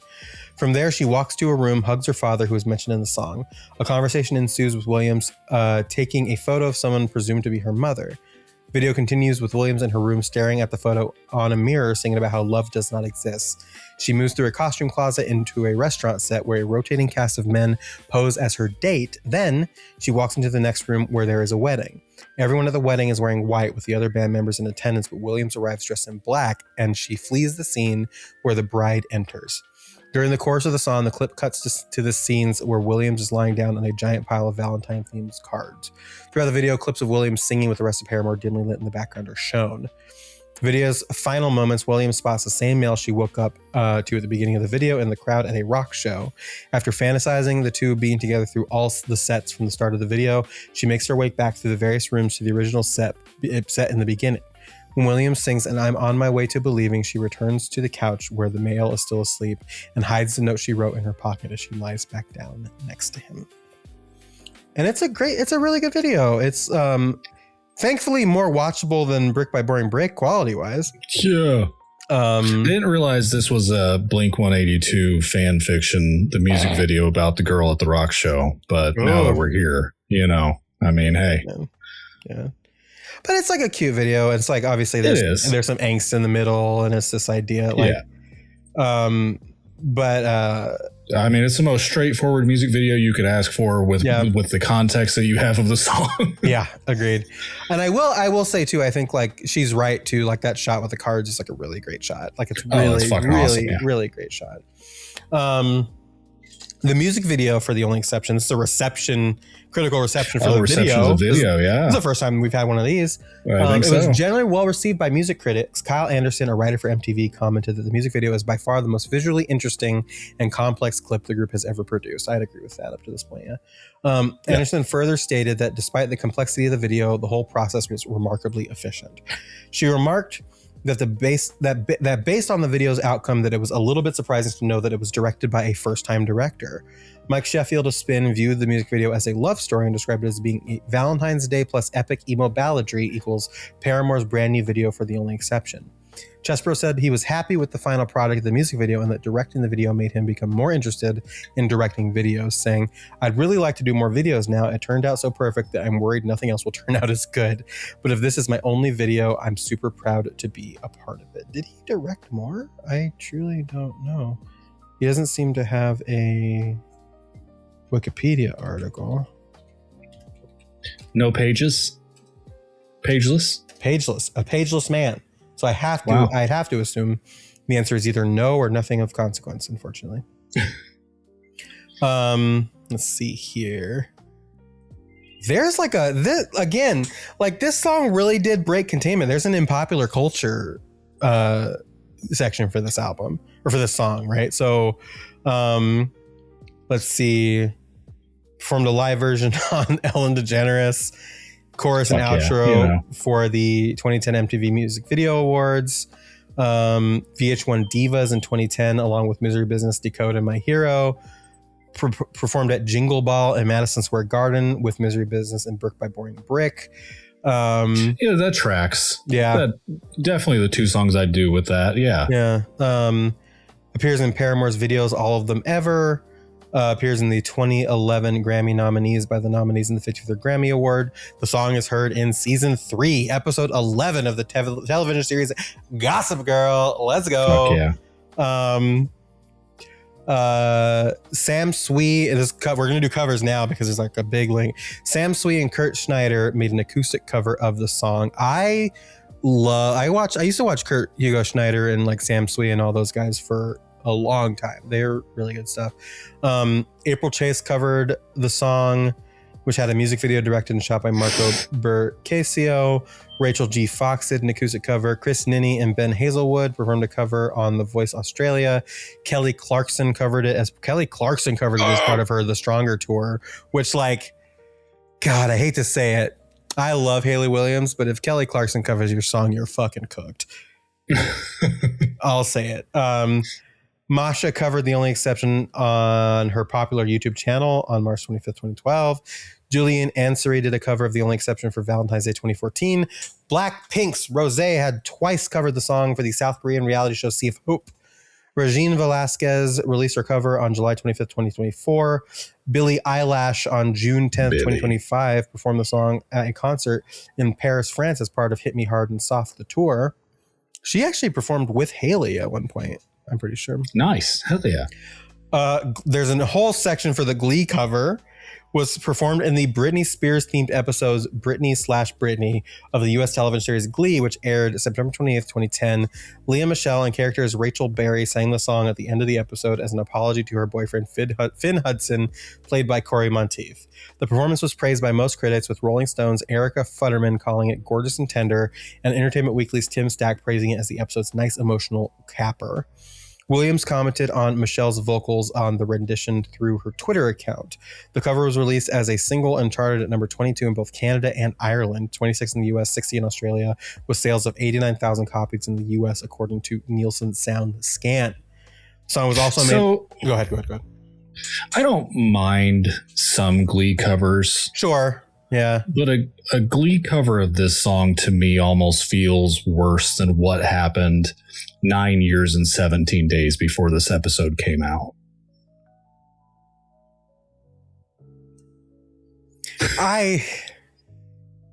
Shut the fuck up. The song was made available for download on May 15th, 2012 to play in Rock Band 3 Basic and Pro mode, utilizing real guitar, bass guitar, and MIDI-compatible electronic drum kits, keyboard, plus vocal harmonies. It's also playable in Rock Band Blitz. We've also never had those plastic. Yeah, the plastic instruments. Shout out to Tyler Washington, lover of plastic instruments. Louder than this song. Oh my God, I do love me some Rock Band. Oh yeah. Weekly charts, lots of those. Australia, Aria peaked at 17. Canada, Billboard Hot 100, 25. Canada, CHR Top 40, Billboard 27. Canada, Billboard Hot AC, 32. If you have AC, it wouldn't be hot. European, Billboard Hot 100 singles, 72. Ireland's Irma, 28. Mexico, Billboard Ingles Airplay, 5. New Zealand, Recorded Music NZ, 13. Philippines, Billboard Hot 100, 44. The Scottish singles official charts, 25. The UK singles official charts, you don't know me, it's not OCC. No, 31. Not OCC. The US rock and metal official charts was number 1. So fucking metal. The US Billboard, I don't necessarily agree with UK rock and metal for this song, but that's just me. US Billboard Hot 100, 24. US Pop Airplay Billboard 12. US Adult Pop Airplay Billboard 9, and US Adult Contemporary Billboard 28.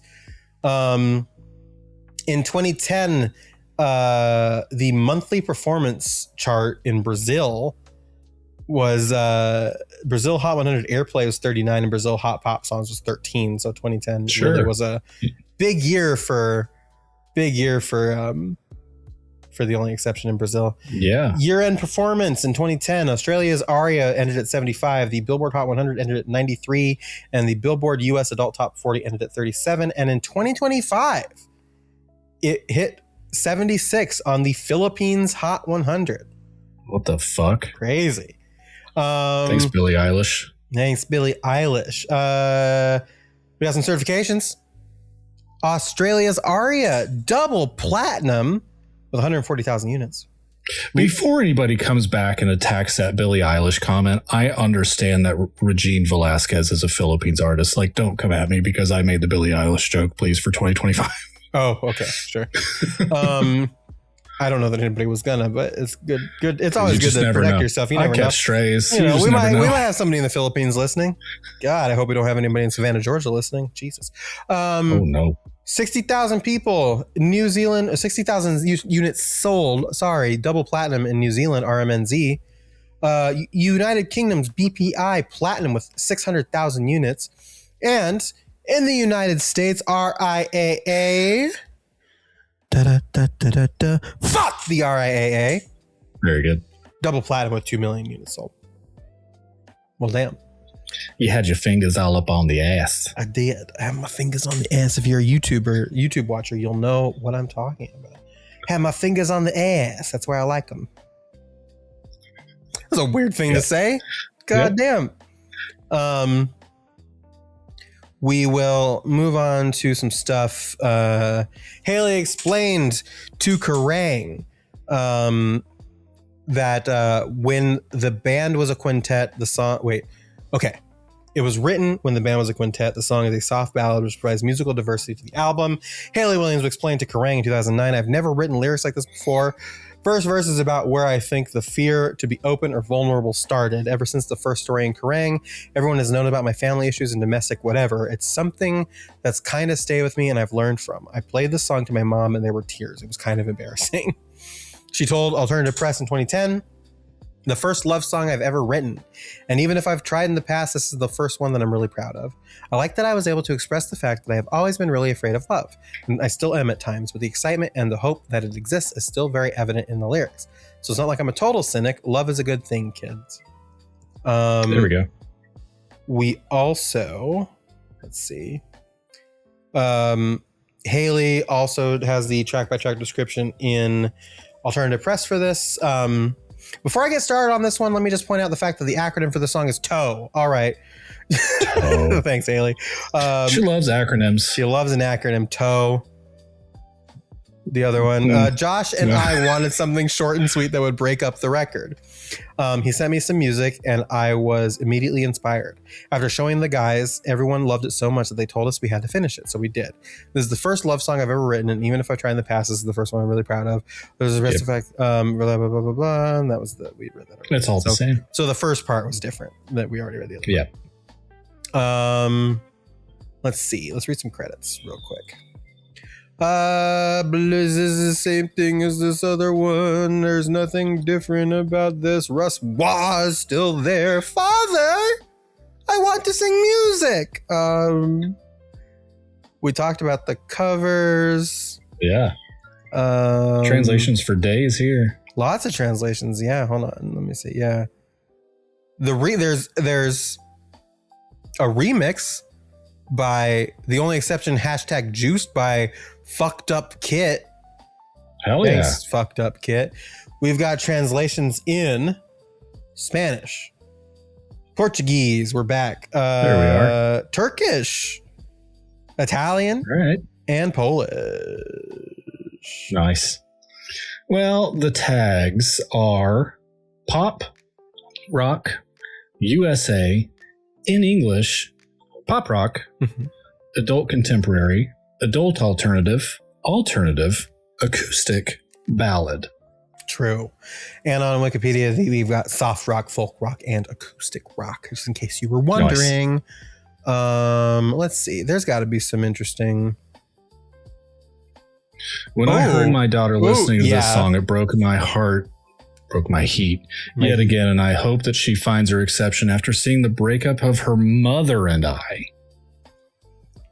Oh my. Somebody did say, I'm getting Coldplay vibes from this song, so maybe we're wrong. I don't like it. Again, this song breaks my heart because I can relate with my parents and I'm on my way to believing that love can be good. Oh my God. Guitar at the beginning kind of sounds like the beginning of Yellow by Coldplay. I guess a little bit. Yeah, Jesus. And the fact that they're both music. And I it was all yellow. Yeah, I don't know. Her and her only exception, divorced around hard times released Love Isn't Real. All right, man. We've addressed this. That's by Misguided Ghost, who has this album cover as their profile picture. Their profile name. Yeah, great. Love that. Anyway, thanks for that. Thanks. Adam. Hi. I kind of know. We talked about it a little bit, but... Probably. Yeah, song. I fucking love this song. Yeah. Like... Agreed. I'm not even gonna... No bullshit. I agree. It's an incredible song. Great ballad. Yeah. Yeah. I think really, as much as it's in the comments down here, I do have that experience, right? Like kid of multiple divorces. Same. Song came out, roughly 20 years old and trying to figure life out. And then just continuing to try to figure life out for about the next year. And then it was, 2011, I met my wife. And it was kind of like, pretty much. That's the song. That's kind of where it's at.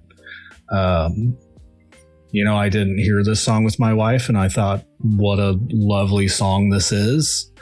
And then it played when we were together and it's like, yep. What a lovely song. And that's what this is. Yeah. I have some things to address. Yeah. in a good way, because if you have been listening to this podcast for a while, when we were doing I don't even remember what episode it was on or why we were talking about it at this point, but I'm pretty sure it was one of the ranking episodes when we were ranking all of the Panic songs. Yep. It might have been in the top 10. I'm not sure, but I made like a comment back then about how like it was really, really tough to believe in this idea of forever, right, and like all time and whatever. And it's like one of those things where as I've kind of gotten further on in my transition and I've gotten further on in this idea that I can have joy and I can be joyful and I can exist in a body and a mind that I exist with, I think this song speaks to me even more, because Sure, yeah. I've been through a lot of situations where I just didn't believe in shit, and thankfully now I am in one of those situations, and I think it's I'd like to walk back and retrace those steps, because I do think that it is okay now with my experiences to like believe in the exception. Right. So yeah, but really, really beautiful song. I'll just say that. It is. Yeah. And again, like, it's just like a really, like I mentioned in the last segment when we were talking about Turn It Off, but like the acoustic kind of, and like the stripped back instrumentals really, really do the job here. Yes. To highlight what she's saying and the emotion in her voice and like the lyrics of the song. And I really, really appreciate that. Because again, like I think we in the critical reception tours, like they've really cornered the market on like angsty, teen drama and like all this other stuff, and like kind of like louder, stronger. But like this is very vulnerable and stripped back in a lot of ways, and I think the instrumentals really help highlight that. So I think it did a really good job of that. Yeah, I could not fucking imagine a world where this was done in the way of a normal Paramore song. Yeah, no. Right? Like that just feels bizarro world to me levels of fucking tyranny, really. When I was younger, I saw my daddy cry and curse the winds. Like, no. Oh, God. No, thanks. No. And just throwing the word exception in a different intonation. Like, I don't think I could do that. Yeah, no. And again, like, I think like because of that too, because it is like meant for you to listen to what she's saying. I don't like, this isn't a song that we need to analyze necessarily. Like sure, we're going to go through very straightforward. Yeah. Like it's a very straightforward song, but I do think it's something that people like should hear, that like, even if you've been through situations where you don't believe, there's always like an exception out there for everybody. And I think it's important to remember. So we'll start here if you are ready. Yep. With verse 1. And it starts off with this like really, really gentle strumming and like the whatever it's not harp, but like there's like a strum in the background, like twinkling bits in the background. And Haley wrote in her diary, she said, "I have to say sorry to mom and dad if the first verse is embarrassing. You guys are the best parents in the world. Thanks for being selfless enough to get over the past and work together to raise me." Everything in all caps here. Everything doesn't have to work out for it to work out. So that's a nice little note. But you've got these guitars, instrumentals coming in, and it's just like really gentle. Again, gentle but not weak, because it is Haley fucking Williams, right? She says, "When I was younger, I saw my daddy cry and curse at the wind. He broke his own heart, and I watched as he tried to reassemble it. And my mama swore she would." Yeah. Oh, that climb is great. I did not put my whole ass into that also, by the way. And my mama swore she would never let herself forget. That was the day that I promised I'd never sing of love if it does not exist. And I love that line, because it's not I'd never sing of love, it does not exist. Right. I'd never sing of love if it does not exist. Yeah. So it's leaving this possibility open that love does exist, and when it happens, she will sing of it. And I think that is really great. Yeah. So it's like, hey, here's the reason for the song now, and I'm going to tell you in the first verse, and there's nothing wrong with that. Yeah, I think it's great. It's a thesis statement right out the gate.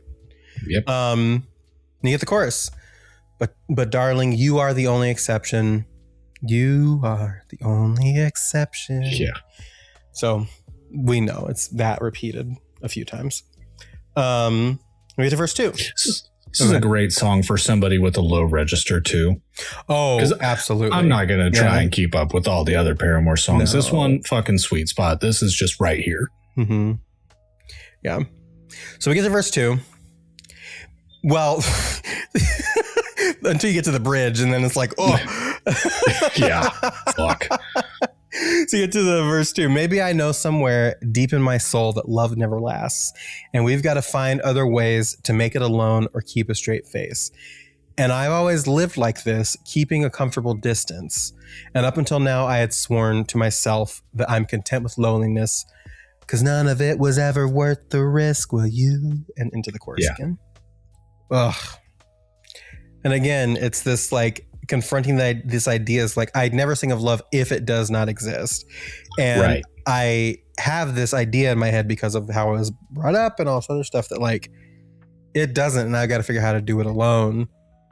And I have to be okay being alone, because the risk of getting hurt for love I've seen is not worth it. Yeah. And I love the way that this verse goes into the chorus, because again, she sings that part so fast, because none of it was ever worth the risk. Will you? And right into the chorus. And it's just like, oh, okay. I see what's happening here.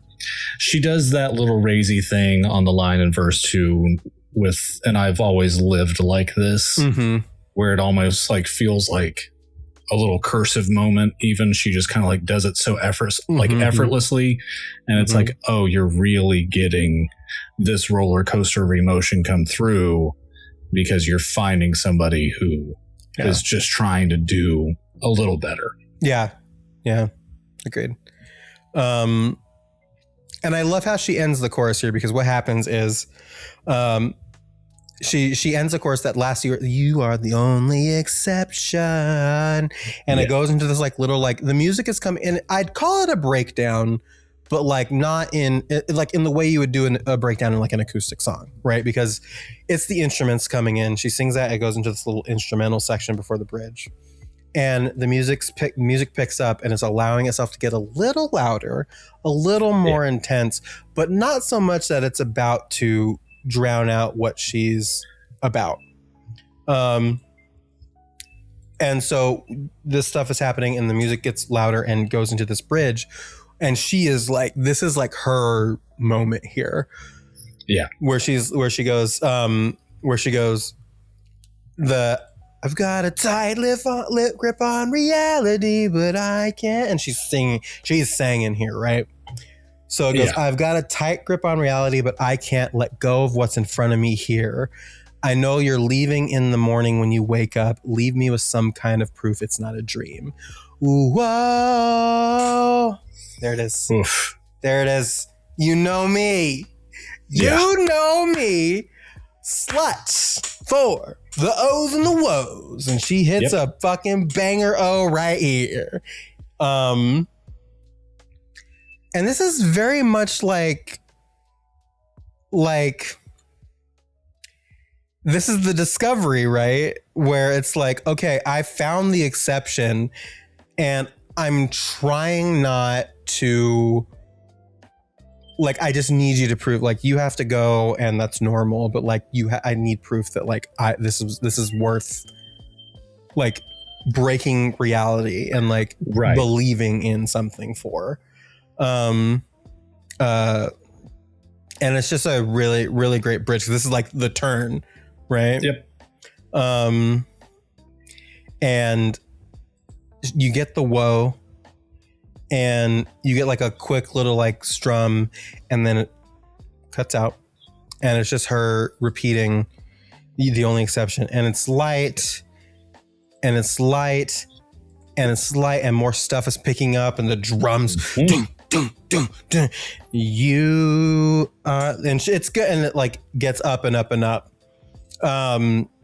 And she like by the end she's like, you are the only and she's just really doing it. So I think it's like, hold on, it's 1, 2, 3, 4, 5, 6, 7, 8 repetitions of you are the only exception.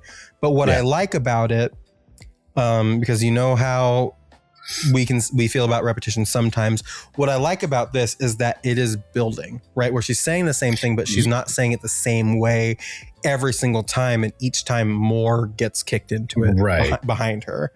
And it's just it's really good. It's a really good like final chorus moment. Yeah. It's great. Yeah. And then you get the last section where after that last you were the only exception, it goes right into the outro, which is and I'm on my way to believing. And then the instrumental slow down, and she just like as they kind of cut out, she goes, I'm on my way to believing. And it's like that last like little strum. Oof. And it's like, woof, so good. Yeah. Excellent song.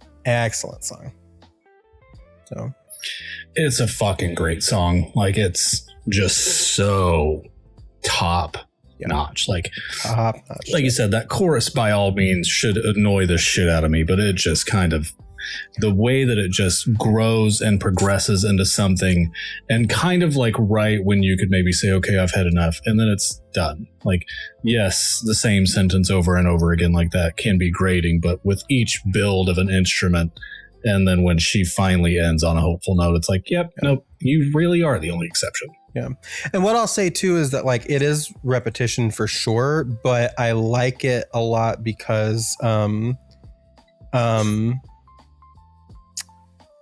I like it because it feels less like just repeating for the sake of it and more like a declaration. It's just like, I'm telling you, like I'm saying this to you. And it kind of ties into the bridge where it's just like, prove to me this is real, like just shaking them over and over. Like, you're my exception. I need you to like, it feels less like a repetition of a chorus and more like a declaration, like a desperate declaration. And that's why I like it so much. So yeah. Cool stuff. Good shit. Anything left to say, or should we move on to our next segment? No, I think let's go ahead and do it. I mean, fucking great song. Yeah, great song. So again, I always like to say at the end of the meat section, that's another weird thing to say, but I'll say it at the end of the episode too. We're officially halfway through this album, which is crazy. Yeah. So next time we will be talking about feeling sorry and looking up. So look forward to that next time. But for now, let's hit the sound system. Yeah. Sound system gonna bring me back, alright. More things that I can't even know. Adam, you listened to some Phoebe Bridgers, much like I did. Hell yeah. Can I tell you? Hot fuck, right? What an album. First of all, this is pretty good. Pretty good. I really enjoyed it. So good. I love Phoebe Bridgers, by the way. So good. Sure, I can't say the same, but you don't think like maybe it? This might.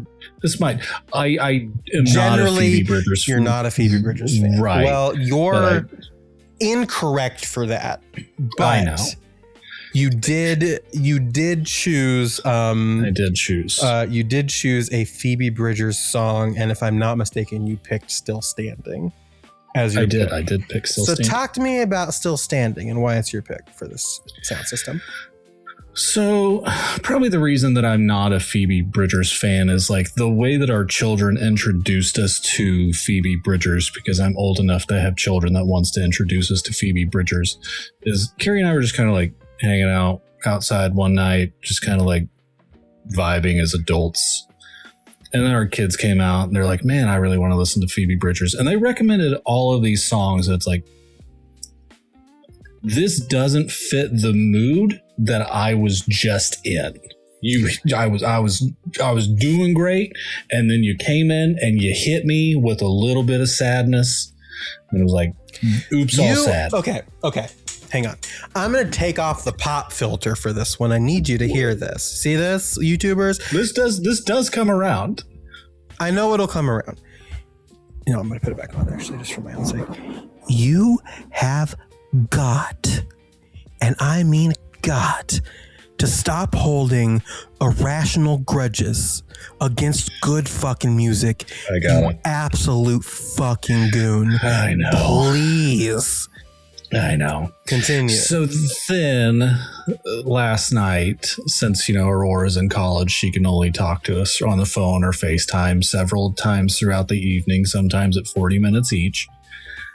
And she had brought this up and had recommended this song, and I believe Lost Weekend and the Lost Weekend reprise. Yeah. I listened to Lost Weekend. And I was like, this is pretty good. This is all right. And then I went to Still Standing. Mm-hmm. And this is a kind of a shock to the system. Yeah. Like, obviously, I might have to do some research into Phoebe Bridgers to figure out what kind of led to this father-daughter relationship, aside from just being father and daughter, because not all of this is nice. Not all of this is pretty, like, at all. And it's kind of incredibly raw. Yeah. Which is kind of one of those things where it's like, oh shit. Yeah. And it kind of keeps going, and there's lines in here that make you feel shivers as a person, feel shivers as a dad, feel shivers as a child, right? Like, you kind of get all perspectives in this song, and it sounds incredibly beautiful. Like, I will definitely say that. There's no way this is not a good sounding song. Yeah. For sure. So I'm glad to give this album a try. I'll probably listen to it again and give it another go, and hopefully, try some more Phoebe Bridgers from there. But yeah, I mean, really impressive. Yeah, I agree. Yeah, it's an impressive voice. I really was fucking cackling because I know that Phoebe Bridgers and Bo Burnham are friends, sure. And then to kind of see that Bo Burnham is featured in a vocal role on like 3 of these songs, and I kind of wanted to go poke around, and it's like, where's Bo? But it's Adam. It's not. You were not around for the Bo Burnham Phoebe Bridgers discourse. Oh, like the strange affair thing that happened. Yeah. Okay. I was in the Bo side of all of that. Not imagine being on the Bo side and the Phoebe side. Oof. That was a time, brother. I really do like this album a lot. It's the album itself is called Lost Weekend, so Lost Weekend is like the title track. But I would have picked, and I mentioned at the beginning why I didn't pick it, and I'll talk about that in a second. But I probably would have picked. But when I changed course, I was trying to choose between Governor's Waltz, Lost Weekend, and Never Going Back as like which song I would pick. I think those are 3 of my faves, but I would have to like listen to it more to like really kind of determine. But great album. I really, really like it.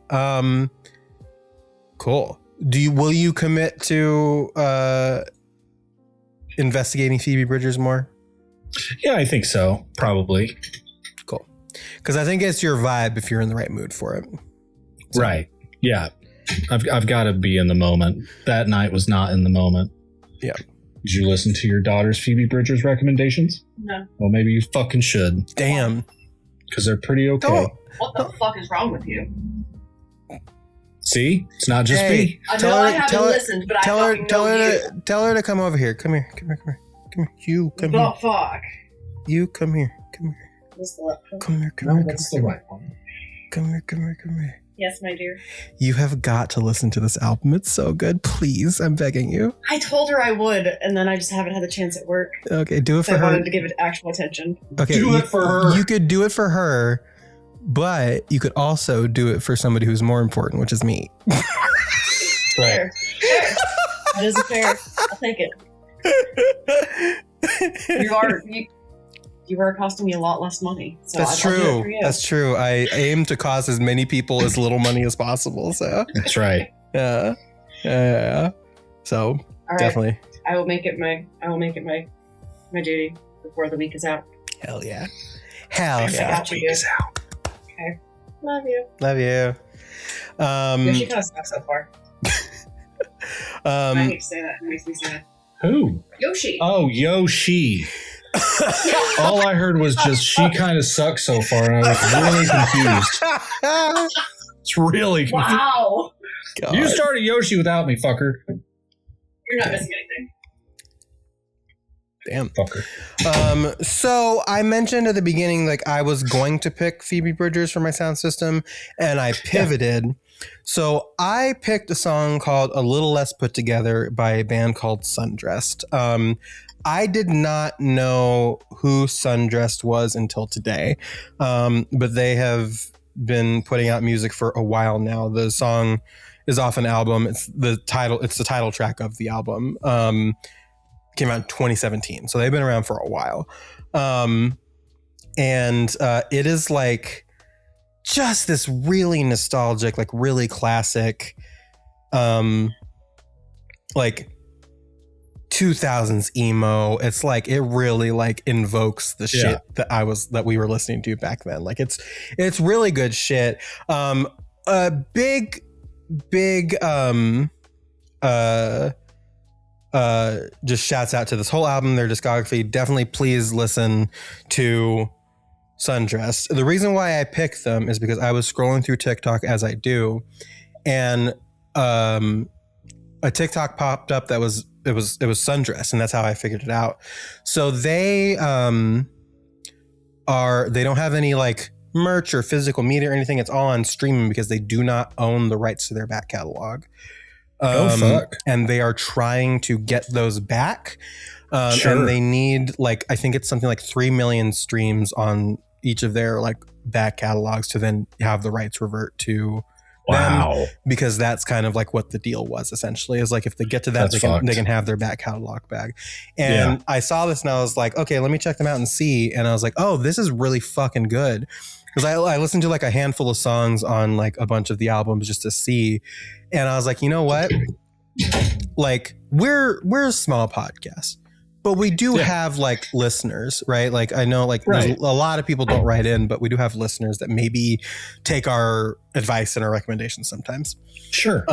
And I was like, you know what? I'm going to bring this up because I actually do genuinely like this music, and I do value like the concept of independent artists who are doing cool music that I enjoy. So I'm going to be listening to Sundressed a lot, just to do it because I like it. But like, I figure if our listeners will go look up Sundressed and, replay their shit, maybe we can help them get to a point where they can own their back catalog and start making more money on their own distribution channels and stuff like that. So I legit think you should go listen to Sundressed. I listened to a few more of like songs from their album. I'm going to sit down and kind of like go through their discography more thoroughly. But they have 4 albums, and then they have they did something, Sundress and Nominee, I think it is. It's like I think it's a collab thing. I need to investigate that a little bit more, but please go and listen to Sundressed. I've been trying my best not to bring up and like link to The Dark Place as best as I can. But I am going to put in the show notes as an exception here, just for them. They have a Spotify playlist that is, I can't remember what it's called, but it will be in the show notes. That is just like a playlist of songs that you can just put on and listen to help them with streams and stuff like that. Give that a look. Do it wherever you can. Follow them on socials and stuff. I'll include links to all of their stuff in the show notes as well. Help out a cool band. I really like this band a lot, and I plan on really digging into their discography more over the next couple weeks and days and stuff like that. So please check them out. Sundressed. And I told them on TikTok that I was going to shout them out on the podcast, and they responded thanking me very profusely. So I appreciate the shout back out. They said that means so much. Thank you. And so go. They seem very nice. Didn't even ask what the name of the podcast was. Just thanks. No, I was gonna tag them and stuff. Don't be a weirdo. I'm not gonna fucking self promote on their promotion. I'll tag them and tell them. God damn it. God damn. Well, I'll message them privately. I follow them on Instagram. I'll message them privately on Instagram. Let them know who we are. Yeah. Chill out, brother. Yeah. God damn. We know that Lotus has friends and apparently keeps kind of disowning friends, but they probably would listen to this. I hate to say it. It does feel like they probably shouldn't be friends with a lot of the people that they're friends with. And I have directly told them this and told them. Do you have any names? Do you want to shout out some names specifically? Oh, do I have names? I've told them specifically about this and that they actually do have free will, believe it or not. They should stop being friends. But like Pamela, Sandra. Yeah. And Rita. Actually, for you, Lotus, I have a request for you. I want you to listen to Sundressed, pick a song that you really like, play it on your radio show. There you go. Can you do that for me? Hell yeah. Do that for your mother, please? I'm sure they will appreciate that. Anyway, that's my recommendation. That's my call to action for all those who listen and write in, and listen and don't write in. Give Sundressed a listen. Help get them to those streams that they need. I'll put a link to the TikTok in there. It kind of shows like at the time of posting like where their streams are at, and they're kind of a long way off, but I think with enough like do it to them, they can get there. So give them a listen. Well, they're very like I just popped up their Facebook because it's the only thing that pops up whenever you search Google. Apparently, the quickest thing at least, and they're very active on there. So they're really vying for this. Facebook. They're also on Instagram and TikTok as well, obviously. Sure. So check them out. I'll put all the socials of theirs that I can find in the show notes and everything. So yeah. Well, that's all though for this episode. Thank you all so much for listening to the podcast once again. We really appreciate it. Like I said, as always, next time we'll be doing another twofer of feeling sorry and looking up. And I'm very, very excited. Something dogs can't do. Can they not feel sorry or look up? Look up. Can dogs not look up? I feel like dogs can look up. Can they not? They can look up. They can look up. They can look up. They can look up. They can look up. They can look up. There's a whole movie about it. It's called Up. That's true. Damn. That's what it's about, is the dog that looks up. That's what Up's about. Yeah. Anyway, thank y'all for listening. Like I said, avthediscopod@gmail.com, Sad Kids Record Society on all the places. And until next time, though, it is my delight and pleasure to say, I declare this meeting of the Sad Kids Record Society closed. Love you, bye. Love you, bye. Did I listen to pop music because I was miserable? Or was I miserable because I listened to pop music?